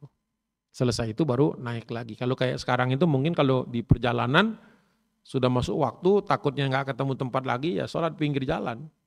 Kalau di luar negeri biasa itu. Di luar negeri biasa muslim itu pasti punya sejadah di dalam mobilnya karena di luar negeri kebanyakan di luar negeri yang minoritas muslimnya itu masjid-masjid itu jauh. Jadi mereka kalau di tol itu bukan di tol sih, jarang kalau ada tol itu nggak selalu ada tol. Itu kalau luar kota itu biasanya mereka merapat saja di pinggir, parkir terus sholat di pinggir jalan itu. Aman, nggak kayak di Indonesia. Kalau di Indonesia bisa tabrak orang kita di pinggir-pinggir itu. Ini kan banyak kejadian. Tapi alhamdulillah di Indonesia nggak perlu begitu, nggak se-ekstrim itu. Karena di tempat rest area sekalipun ada masjid, bagus pula masjidnya. Jadi kalau mau sholat ya di situ. Nah diingatkan ini kalau jalan jauh, bapak dan ibu-ibu ingetin orang ayahnya, suaminya. Ingatkan bahwa ini kita berangkat jam berapa nih, jam sekian. Berarti nanti pas maghrib nih, jangan-jangan masih di tol nih. Harus disiapkan ini mau sholat di rest area yang keberapa. Karena biasanya kalau maghrib itu, kalau saya kadang-kadang pulang dari luar kota itu penuh itu rest area itu sampai kita nggak bisa masuk kan, paksa nyari rest area berikutnya lagi kan, nah, baru masuk itu kadang-kadang mepet itu waktunya. Jadi harus direncanakan sekarang itu. Karena alhamdulillah itu berarti bukti bahwa banyak orang yang sholat, itu kan bagus berarti. Ke rest area sekalian istirahat, mobilnya didinginin, cari makan, sholat, jangan lupa. Kalau saya itu biasanya anak-anak tuh saya giring sholat dulu. Waktu masih kecil, sholat dulu, setelah sholat baru cari-cari makan atau apa. Jangan makan dulu, sholat dulu yang utama. Nanti baru cari makan. Jadi para sahabat Nabi dulu Masya Allah. Mereka berjuang ya, dibayangkan itu di padang pasir, nggak ada bangunan. Itu wudhunya harus bawa sendiri kan. Rasulullah itu biasa bawa kirbah namanya. Seperti tas saya nih, kecil gini. Nah, tapi dari kulit kalau kirbah itu, nah dari kulit bisa disumbat itu, diisi air, terus diselempang. Jadi kalau nanti mau wudhu, tinggal cari pohon atau batu dikait gitu, dikaitkan terus dimiringkan, nanti airnya kan keluar. Disitulah wudhunya. Kirbah itu, jadi kirbah itu bisa untuk minum, bisa digantungkan di pohon, dimiringkan sedikit. Nah, bayangkanlah seperti ini, misalnya ini ada talinya. Gantung di pohon, terus dimiringin gini kan, nanti airnya kan keluar. Nah, situlah wudhunya. Karena nggak ada keran di sana, susah. Jadi orang kalau jalan pasti mengisi kirbahnya. Ada sahabat Nabi yang di Madinah itu salah satu mata pencariannya bikin kirbah, nyembelih kambing, Ya, dagingnya dijual, kulitnya disamak, dibersihin, terus dijahit, bikin kirba, dikasih tali, dijual itu. Orang makanya di mana-mana jalan dulu Rasulullah juga bawa kirba, istri-istri Nabi bawa kirbahnya sendiri-sendiri. Jadi bawa kayak kalau sekarang tuh ransel air lah isinya itu. Itu bisa buat wudhu, bisa minum, kalau habis isi lagi.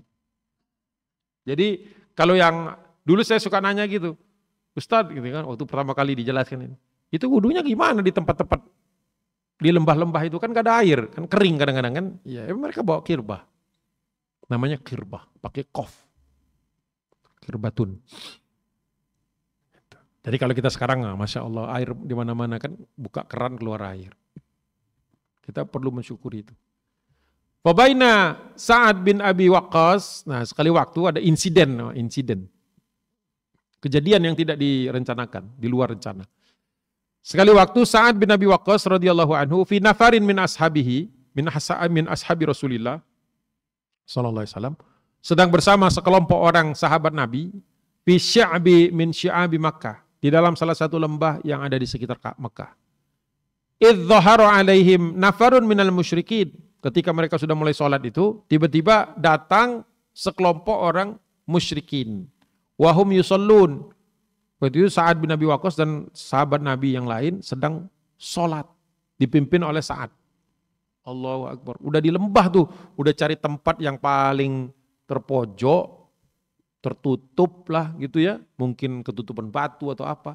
Sholat di situ nggak terfikirkan ada orang musyrik lewat. Tapi ternyata qadarullah ada orang musyrik. Mungkin orang musyrik ini habis berburu atau habis apa lewat di situ dan mereka menyaksikan. Ya. Fanakaruhum, mereka tidak suka. Mereka tahu ini pasti ini pengikut Muhammad. Karena kalau orang musyrik nggak ada tuh kebiasaan ngumpet-ngumpet melakukan gerakan-gerakan sholat. Kan mereka nggak tahu itu sholat, ya. Taunya ini gerakan-gerakan menyembah.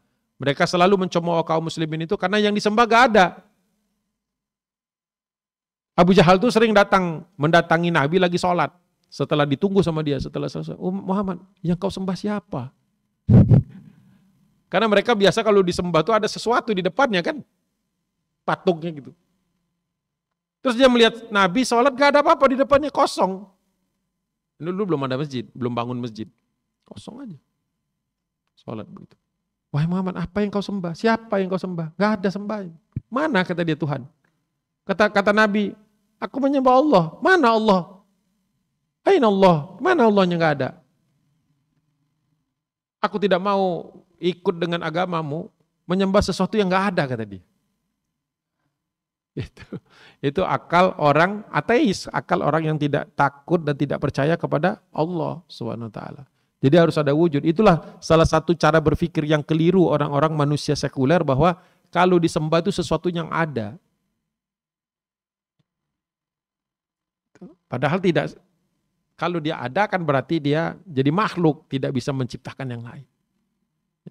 Sering sekali diajak diskusi sama Nabi. Sesungguhnya Allah yang menciptakan segala. Bagaimana mungkin kata dia bisa menciptakan segala sesuatu, orang wujudnya saya nggak bisa lihat. Kalau kau bisa lihat, kau bisa buat kata Nabi. Kalau kau bisa buat dia, nanti dia tidak jadi Tuhan, tidak jadi Allah. Berpikir otaknya. Jadi fanakaruhum wa abu alaihim. Mereka yang orang musyrikin tadi melihat tidak suka dengan Sa'ad dan sahabat-sahabat Nabi. Rasulullah tidak ada waktu itu. Wa abu dan mengecamnya, mulai olok-olok. Tadi kan mengolok-olok, ya. Apa yang diolok-olok kita nggak tahu. Mungkin gerakannya, ya. Ngapain itu, ya. Gitu. Apalah kita tidak tahu. Ma yasna'una hatta qataluhum. Sampai karena orang sholat kan nggak boleh nanggepin.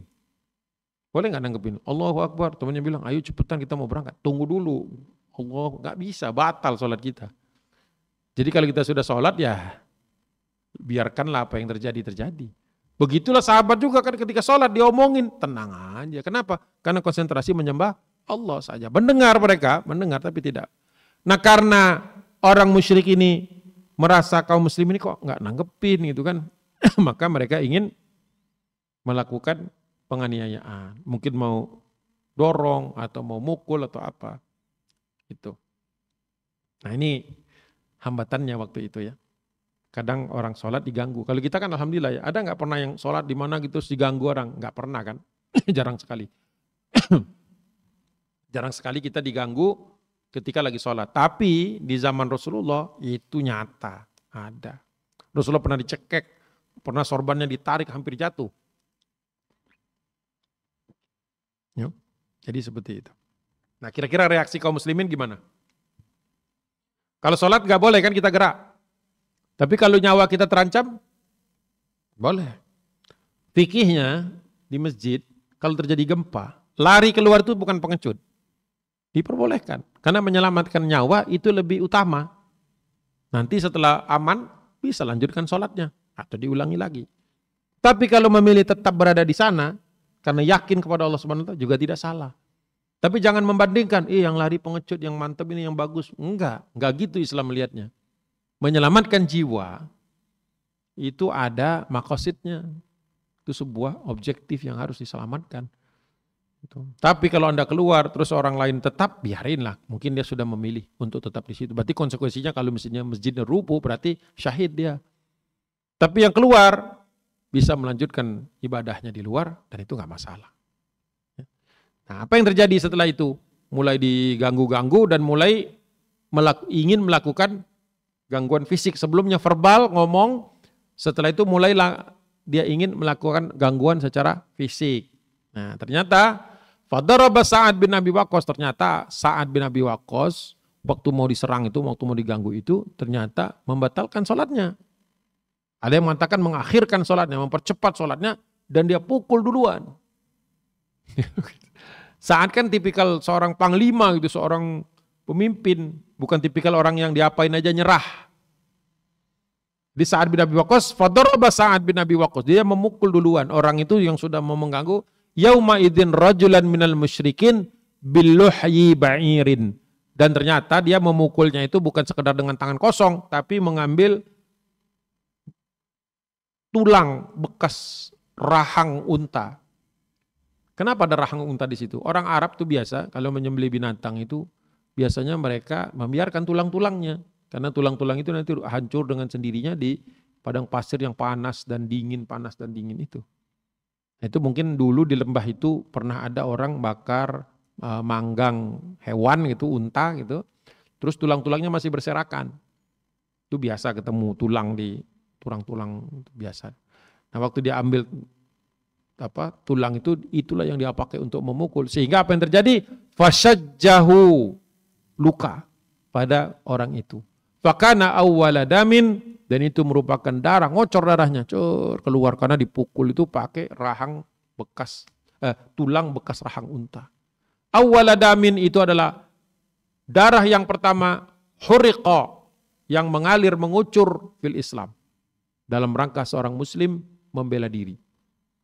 Berdarah dia, yang lain kabur. Tapi apa yang terjadi ketika Rasulullah mengetahui peristiwa itu? Dilaporkan, ya Rasulullah kemarin kami sholat, kemudian kami didatangi, kemudian mereka ngolok-olok, kemudian mereka ingin memukul kami, memukul aku, maka kulawan ya Rasulullah.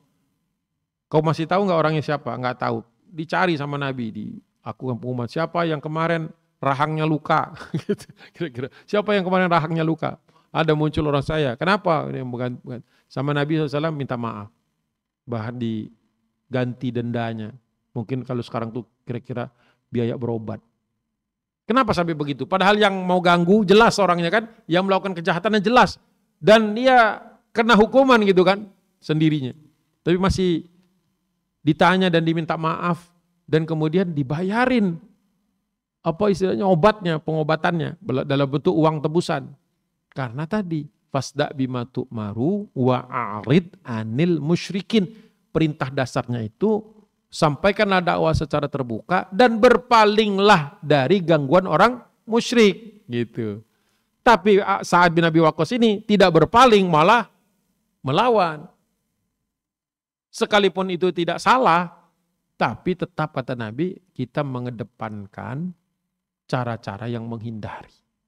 Nah, itu Sa'ad bin Abi Waqqas mungkin semangat dia nggak bisa begitu saja, ya, dipatahkan. Naluri dia ketika diserang nggak diem gitu, kalau diserang nangkis. Nah, ternyata tangkisan itu menyebabkan orang tadi luka. Dibayarlah.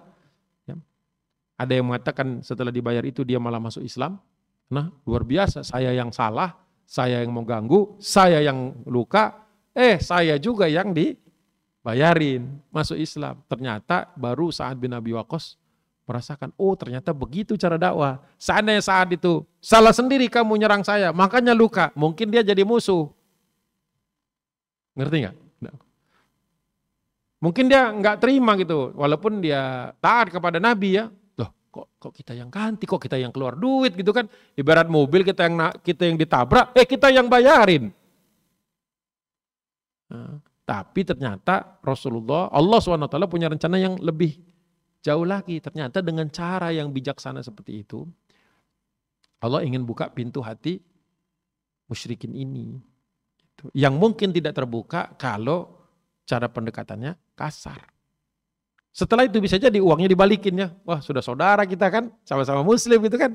Kemarin saya ganggu, saya yang salah. Ini nih balikin duitnya. Jadi duitnya balik lagi. Tapi dapat saudara. Kalau kita ribut, dapat musuh.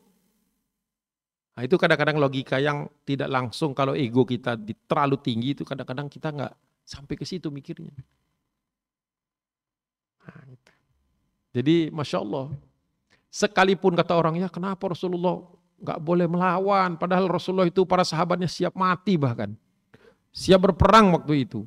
Apalagi setelah ada Umar masuk Islam kan, Umar tuh protes itu, ya Rasulullah bukankah kita ini dalam kebenaran, kita diperintahkan Allah? Iya kata Nabi. Kenapa kita diam saja diolok-olok segala macam? Karena tidak ada perintahnya. Tidak ada perintahnya. Itu berat buat Umar. Makanya nanti setelah hijrah, turun surah Al-Anfal, dia perintahkan untuk berperang, datang Umar. Ya Rasulullah, sudah ada ayatnya buat berperang? Sudah ada. Boleh saya sudah menghunus pedang? Sudah boleh kata Nabi. Senangnya bukan main nih. Nunggunya lama soalnya kan. Dia masuk tahun ke-6. Berarti masih berapa tahun itu di Mekah? 7 tahun kan, 13 tahun kan di Mekah? 7 tahun bersabar dia. Waktu hijrah kan gak langsung perang. 2 tahun di Madinah baru ada perang Badar. 9 tahun Umar menahan diri, padahal dia sudah siap perang dari hari pertama dia masuk Islam. Kebayang gak Islam itu bahkan menundukkan Umar dari kesukaannya. Kesukaannya perang. Itu kalau nanti kita baca bagaimana Umar bertanya, ya Rasulullah apakah ayat perang sudah turun? Sudah. Berarti kita sudah dibolehkan? Sudah. Berarti saya sudah boleh menghunus pedang? Boleh. Wah senang betul, dia langsung ngeluarin semua pedangnya. Dia asah semua, dia semua tunggu kapan ada perintah perang. Sampai begitu itu Umar bin Khattab. Jadi semua sahabat bertahan dulu. Menahan diri. Hamzah juga begitu kan, paman Nabi masuk Islam, Hamzah. Berat juga buat dia menerima bahwa harus diam di tengah kecaman. Banyak sahabat-sahabat Nabi yang begitu kuat secara pribadi, tetapi harus bertahan. Itulah bentuk ketaatan mereka kepada Rasulullah. Taat untuk tidak melakukan sesuatu yang belum diperintahkan. Wallahu a'lam bishawab. Al-haqqu min rabbik fala takunanna minal mumtarin. Assalamualaikum warahmatullahi wabarakatuh. Itu pembahasan kita hari ini. Kita masih ada waktu sekitar 25 menit untuk tanya jawab insyaallah. Baik, silakan ibu-ibu jika ada pertanyaan. Jika tidak ada, saya yang bertanya. Boleh, boleh. Ada? Ya baik, saya dulu ya. Boleh. Ini di Quran surat Az-Zumar ayat 22 Az-Zumar. Ustadz. Az-Zumar. Ya. Di situ ada kata-kata sodroh ya. Mereka menerima Islam itu adalah orang-orang yang dibukakan sodrohnya oleh Allah, dadanya. Tapi kemudian di belakangnya ada kata-kata, apakah mereka itu sama dengan orang-orang yang sudah tertutup kolbnya? Jadi ada kata sadr, ada kata kolb. Itu kenapa ya Ustadz ya? Maksudnya konteksnya seperti apa? Kenapa yang menerima Islam itu bukan di kolbnya tapi di sudurnya? Terus kemudian seolah-olah kalau di ayat ini ya, mereka itu lebih dihargai ketimbang kolab orang-orang yang tertutup. Gitu Ustaz. Ya. Itu saja pertanyaannya. Baik. Ini masalah istilah saja antara sadr dengan qalb ini. Kalau qalb ini hati yang kadang maknanya itu dia ungkapan yang tidak selalu merujuk kepada organ tertentu. Jadi qalbun itu tidak berarti hati, terus hati itu yang mana? ada yang menerjemahkan dia liver, ada yang menerjemahkan dia heart, jantung. Karena qalb itu sendiri tidak merujuk kepada satu organ tertentu di dalam tubuh kita, jadi tidak fisikal dia itu. Tapi kepada perasaan segumpal darah yang menguasai seluruh gejolak dari jiwa kita. Makanya orang-orang yang tertutup hatinya itu disebut tertutup kolbunnya. Kolbun, jangan kalbun. Kalau kalbun itu anjing. Yang kaf, lam, ba. Kalbun, anjing. Tapi qaf, kolbun, hati. Maka jangan ngomongnya engkau selalu ada di kalbuku. Adanya di qalbuku, itu yang lebih tepat. Kau ada di hatiku. Kalau kau ada di kalbuku, kau ada di anjingku. Tapi di Indonesia sudah di-Indonesiakan. Jadinya kalbu maksudnya hati. Tapi kalau di bahasa Arab kan itu keliru. Harusnya pakai qaf bukan kaf. Jadi begitu. Jadi Allah menghargai manusia yang hatinya terbuka. Tapi kalau sodr, ya sodr itu bisa artinya dada, bisa artinya hati juga. Tapi dalam konteks bahwa seseorang itu ketika dia menghadapi suatu musibah atau suatu hal yang berat, maka hatinya menjadi sempit. Bukan qalbnya yang sempit, tapi sodrnya yang sempit. Karena orang itu merasa sempit hati itu salah satu efeknya adalah dia tersumbat pernafasannya. Nah, pernafasan ini kepada paru-paru. Paru-paru itu dominannya di dada, sodr makanya gitu. Jadi masalah istilah saja. Terkadang itu bisa berubah ketetapannya, tapi bisa juga biasa saja. Jadi begitu. Jadi faman syarahallahu sadrahu lil Islam fahuwa ala nurim min rabbih. Barang siapa yang Allah lapangkan dadanya, kadang-kadang disebut lapangkan hatinya, lil Islam untuk bisa menerima Islam, fahuwa ala nurim min rabbih, maka dia berada di atas cahaya yang berasal dari Rabbnya. Kemudian fawailul lil qasiyatil qulubuhum, dan merugilah, celakalah orang yang hatinya qasiyah, yang hatinya keras. Karena apa? Min dzikrillah, karena jarang berzikir kepada Allah Subhanahu wa taala. Ulaika fi dhalalim mubin, yang seperti itu orang yang tersesat dalam kesesatan yang nyata. Jadi dia penggunaan sodr dengan qalb. Ya, qalb.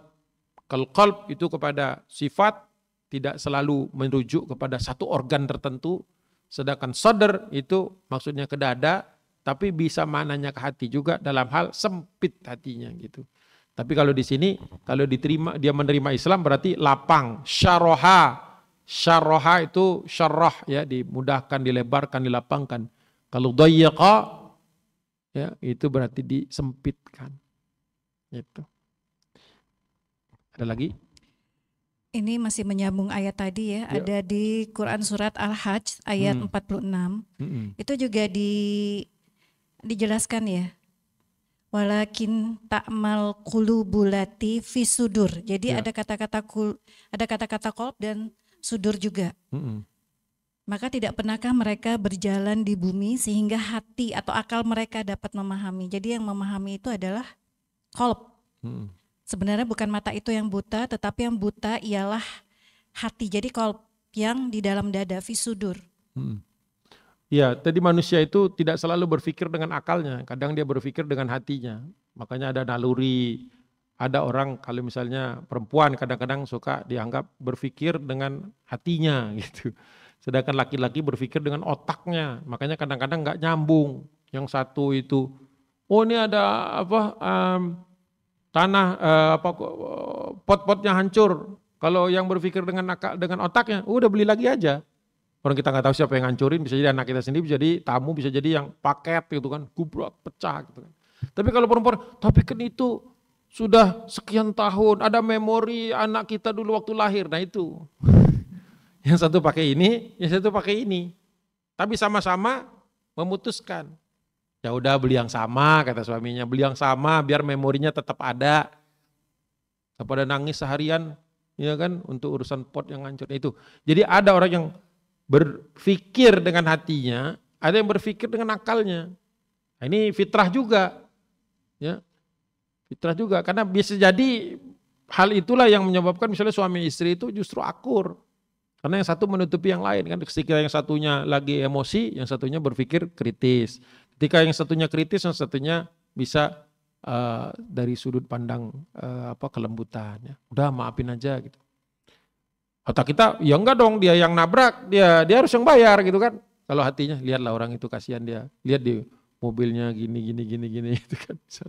Pelatnya udah lama nggak dibayar pajaknya, bisa jadi dia lagi susah, bisa jadi single parent gitu, macam-macam lah. Itu hati kan. Jadi hati kita yang memaafkan walaupun otak kita sebenarnya nggak terima. Nah, jadi Anda berpikir pakai apa? Ya kan? Pakai sodar atau pakai qalb atau pakai akal. Nah nanti itu panjang lagi, nanti akal ada lagi pembagian-pembagiannya. Gitu. Sebagaimana hati juga ada yang nanti dikaitkan dengan nafs, itu ada lagi. Nafs itu nanti apakah ruh, apakah jasad gitu kan, apakah apa, itu nanti banyak pembagiannya. Itu kalau mau baca yang lengkap-lengkap seperti itu tuh masuk ke ranah akidah nantinya. Termasuk diantaranya mana yang dihisap Allah, hati atau akal. Itu nanti rumit-rumit itu ya. Mungkin tidak harus semuanya ditelan saat ini juga. Tapi memang di dalam Al-Quran banyak petunjuk tentang pembeda-pembeda itu. Iya baik, terima kasih Ustaz. Sama-sama. Soalnya di ayat yang terakhir tadi tuh seolah ada entitas lain ya, bahwa bukan mata yang ini gitu ya, tapi mata yang satunya seolah-olah begitu. Gitu. Ya, itu mata yang, hati, mata. Iya betul. Termasuk kalau lapar juga kan ada lapar mata, nah, gitu kan. Ya, jadi perutnya udah kenyang, tapi matanya ngelihat kayaknya enak nih kalau nambah gitu. Itu juga sehingga kita mengambil keputusan bukan berdasarkan otak kan memberitahu bahwa perut memberitahu kepala, otak sudah penuh, ya kan, udah begah. Tapi mata bilang enak ini, karena mengambil lagi. Ada betul nggak bisa berangkat dia. Ya kan, nggak bisa berdiri tuh, makanya ada istilah makan sampai terduduk. Nah, itu gara-gara lapar mata. Jadi banyak ungkapan. Baik, ada pertanyaan lagi? Enggak, silakan.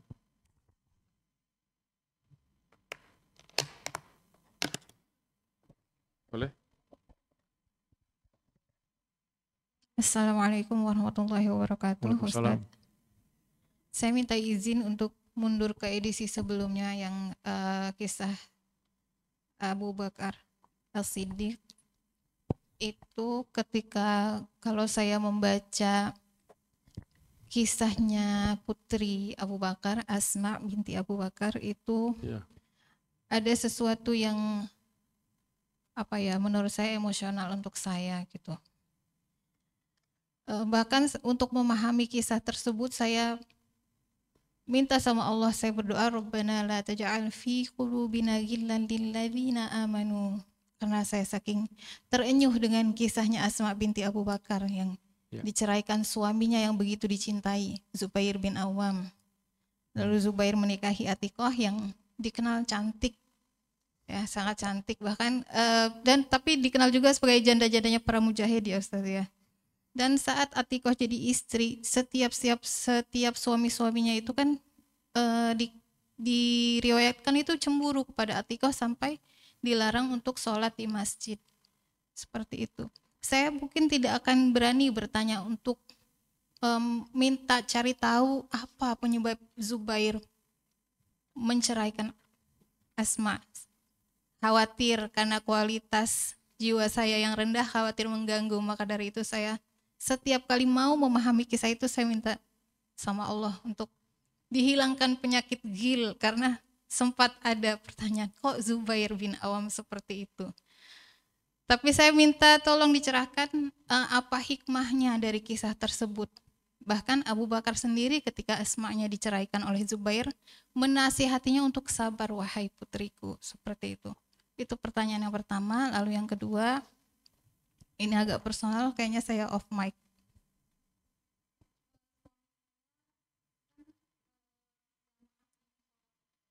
Jam apa? Ke musola komplek. Oke.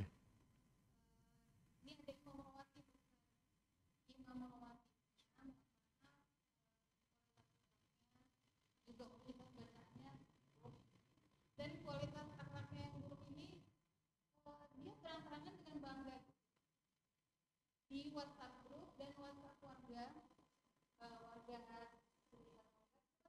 ada orang-orang Islam juga.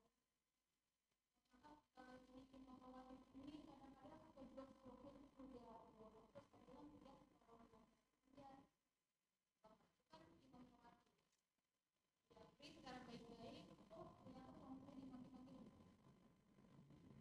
saya ikut ya Mas, saya dimaki-maki. Urusin keluargamu kayak kamu benar aja, kamu nggak suka kok segala bawa-bawa saya dimaki. Memang dia bukan ngejok program itu bukan di WhatsApp grup musola, tapi WhatsApp grup warga di sana. Membernya kan lebih heterogen, ada yang muslim juga. Jadi yang muslim jadi ngeliat imam Nah saya waktu itu kan menyarankan suami saya ganti geser ke belakang, jangan di situ lagi. Karena saya nggak ridho suami gituin. Lagian ngapain dia kualitas tajwidnya juga maaf banget nggak bagus tadi. Nah seminggu itu suami saya pindah ke masjid, memang dicariin sama jamaah musola. Sekarang suami saya balik lagi ke situ, sayanya nggak gitu. Itu Ustaz. Jadi harus menyikapnya gimana ya? Kalau kan harusnya memang kita nggak bermakmum kepada kualitas imam yang seperti itu ya, kalau kita di pencerahannya Ustaz ya. Ya, yang kedua dulu saja. Yang kedua ini terjadi di banyak tempat. Ketika imam tidak selalu bisa jadi panutan, walaupun sebenarnya sedikit yang begitu. Karena biasanya orang tuh kalau sudah menjadi rutin memimpin sholat itu ditambahkan oleh Allah Subhanahu Wa Taala rasa malunya. Biasanya begitu. Kita itu ada rasa malu, ya. Al-haya'u minal iman kata Nabi. Bahwa ada rasa malu yang berakibat dari atau bagian dari kuatnya iman kita. Nah, salah satu di antara indikator kalau iman kita lemah itu ketika rasa malu kita hilang. Malu dari berbuat maksiat maksudnya. Bukan malu melakukan kebaikan, malu bermaksiat. Ketika seseorang itu tidak malu, kan artinya kalau dia sudah ceritakan di dalam grup, yang di dalam grup itu banyak orang, berarti kan sudah tidak malu. Ya kan? Kalau misalnya kita ngelihat nih di mana gitu orang, saya kenal sama dia, loh kok dia ngapain gitu. Tapi dia sembunyi-sembunyi itu jauh lebih baik daripada dia umbar. Karena itu bisa jadi dia sebenarnya tetap malu, tapi ya mungkin imannya lagi turun, dia melakukan itu. Misalnya, gitu kan? Itu lebih masih lebih oke, masih bisa dimaafkan, masih bisa dibuka pintu tobatnya ketimbang yang sudah mengumbarnya. Kalau mengumbar itu berarti sudah tidak malu, tidak rasa malu. Nah, orang seperti itu biasanya tadi ketika dia diberi masukan, karena rasa malunya sudah hilang, ketika diberi masukan biasanya juga egonya tinggi atau ketika diberi masukan itu dia tersinggung. Ya, padahal mungkin dia senang mengkritik orang lain, bisa jadi.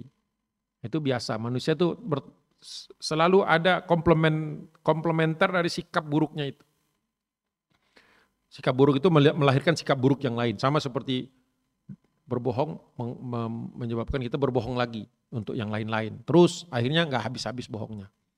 Ya, jadi dalam kondisi seperti itu sebenarnya kalau sudah sekali kita sampaikan, mungkin teguran atau nasihat, mungkin caranya juga perlu diperhatikan. Katakanlah sudah semuanya dengan baik, masih saja dia tidak mau, ya sudah kita berlepas tangan tadi. Ya, berlepas tangan dari orang tersebut, ya kan? Tidak harus kita kemudian bertanggung jawab atas beresnya dia gitu. Karena dia sudah dewasa, ya bahkan mungkin sudah tua di antara yang lain, dia punya tanggung jawab sendiri kepada Allah Subhanahu Wa Taala. Nah, terkait dengan tindakan supaya kita nggak terganggu, ya menurut saya sarankan seperti tadi ya, sholat di tempat lain yang lebih nyaman walaupun mungkin lebih jauh. Gitu. Dan kalau misalnya jamaahnya merindukan misalnya kayak gitu, ya bilang aja gitu kan, saya kayaknya nggak sholat di situ karena mungkin sebagian kalau yang sudah dekat boleh dikasih tahu lah bahwa saya sudah ingatkan tapi begini, ya, jadi saya juga jadi nggak enak sholat di sana. Ya, tapi kita jangan menghasut. Jangan menghasut gitu, udah kita sholat di sini aja semua, itu kan menghasut. Artinya kalau yang bersangkutan akhirnya kemudian merasa tidak nyaman juga dan kemudian dia pindah juga, itu bukan karena kita. Takutnya nanti kita kena penyakit dengki. Biarlah dia mengambil keputusan sendiri mau tetap di situ atau tidak. Ya. Tapi kalau misalnya kita balik lagi ya berarti sudah siap dengan permasalahan yang berulang gitu kan. Seperti itu. Memang itulah bertetangga. Makanya di antara kata Nabi, di antara nikmat yang jarang disyukuri orang itu adalah tetangga yang baik. Jadi kalau kita dapat tetangga yang baik itu nikmat itu. Jangan pindah itu. Kadang-kadang kita pindah tempat ya ketemu yang lebih buruk lagi. Kita kan nggak tahu ya. Orang itu kan baru kelihatan akhlaknya kan setelah lama. Kalau baru awal-awal biasanya bagus-bagus yang kelihatan. Jadi artinya di situ harus ada pengelolaan rasa hati. Ya kalau misalnya ternyata nggak enak omongannya di grup, keluar juga nggak enak, masukin ke arsip aja. Lihatnya sebulan sekali gitu kan, nggak tahu ada apa.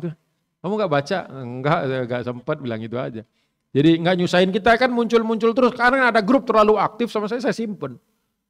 2-3 hari, 4 hari, kadang-kadang seminggu sekali saya cek udah 500 chatnya. Enggak mungkin lah kita duduk di situ 500. Enggak ada kerjaan lain apa. Gitu kan. Ada yang grup terlalu aktif menurut saya. Ada grup yang mati suri, enggak ada omongan, enggak ada omongan. Karena itu saya suka ledekin innalillahi wa inna ilaihi rajiun gitu kan. Ya, saking sepinya pikir udah pada mati. Canda itu. Bikin grup baru aja Ustadz, itu nggak diajak. Ya atau bikin, ya kalau sudah cukup banyak yang merasa terganggu, bisa begitu.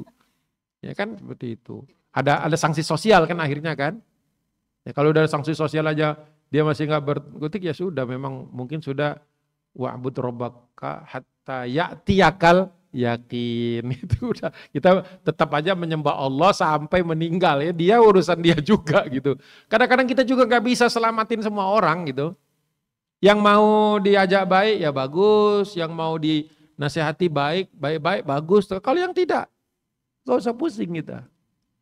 Nggak usah terlalu pusing dengan hal seperti itu. Ya, itu jadi. Itu yang kedua. Kalau yang pertama ini mungkin perlu waktu ya, waktunya agak panjang menjelaskan itu. Az-Zubair bin Awam ini kan salah satu di antara ahli surga ya, kan disebutkan sama Nabi SAW. Jadi begini, sahabat itu, mereka itu orang-orang yang mulia di hadapan Allah Subhanahu Wa Taala. Tapi mereka juga manusia. Jadi ada saja keputusan-keputusan mereka itu yang mungkin kontroversial menurut kita. Tapi tetap saja kekeliruan maupun kesalahan maupun kontroversi itu bisa jadi tetap saja Allah ampuni gitu. Jadi kita juga harus bisa menerima bahwa sebaik-baik manusia, selain Nabi tentu saja, sebaik-baik manusia yang kita temui bisa jadi dia menyakiti kita, misalnya gitu. Jadi ya udah, itu bagian yang memang harus kita terima. Menceraikan itu adalah salah satu keputusan yang diperbolehkan dalam Islam, tetapi sesuatu yang tidak disukai oleh Allah Subhanahu Wa Taala. Tetapi perceraian itu tetap sesuatu yang boleh. Karena untuk menolong sebagian orang yang pernikahannya itu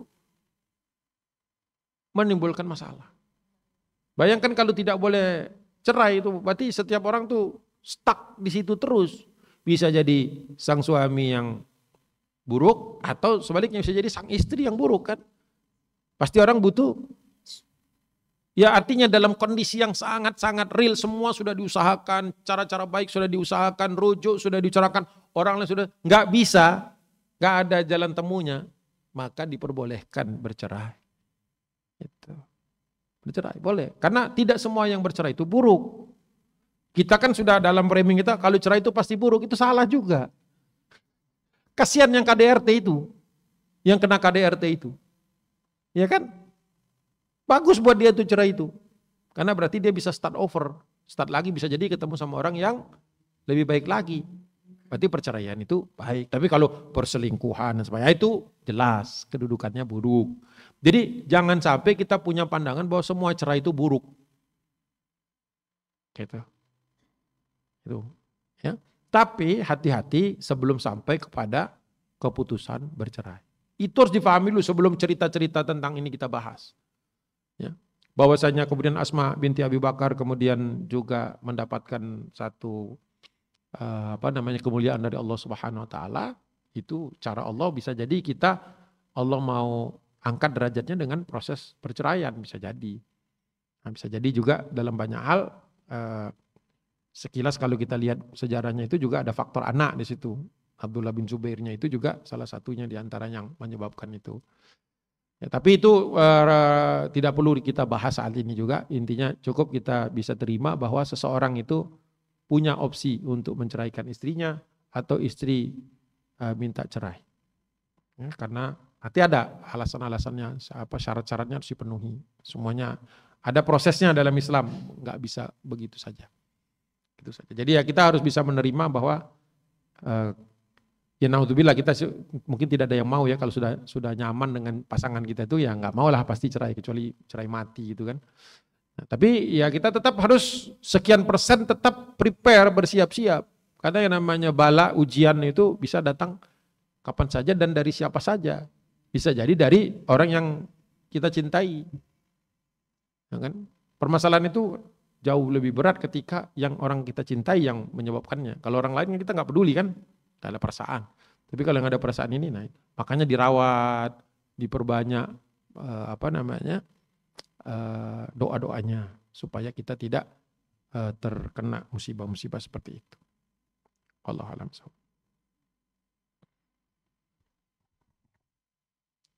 Mungkin satu lagi Ustadz ya? Boleh, satu lagi maksimum karena saya harus sudah siap berangkat.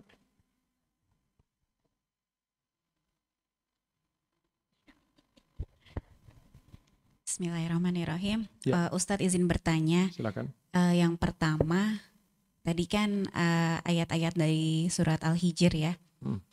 Itu kan sebetulnya kan ditujukan untuk Nabi Ustadz. Ya.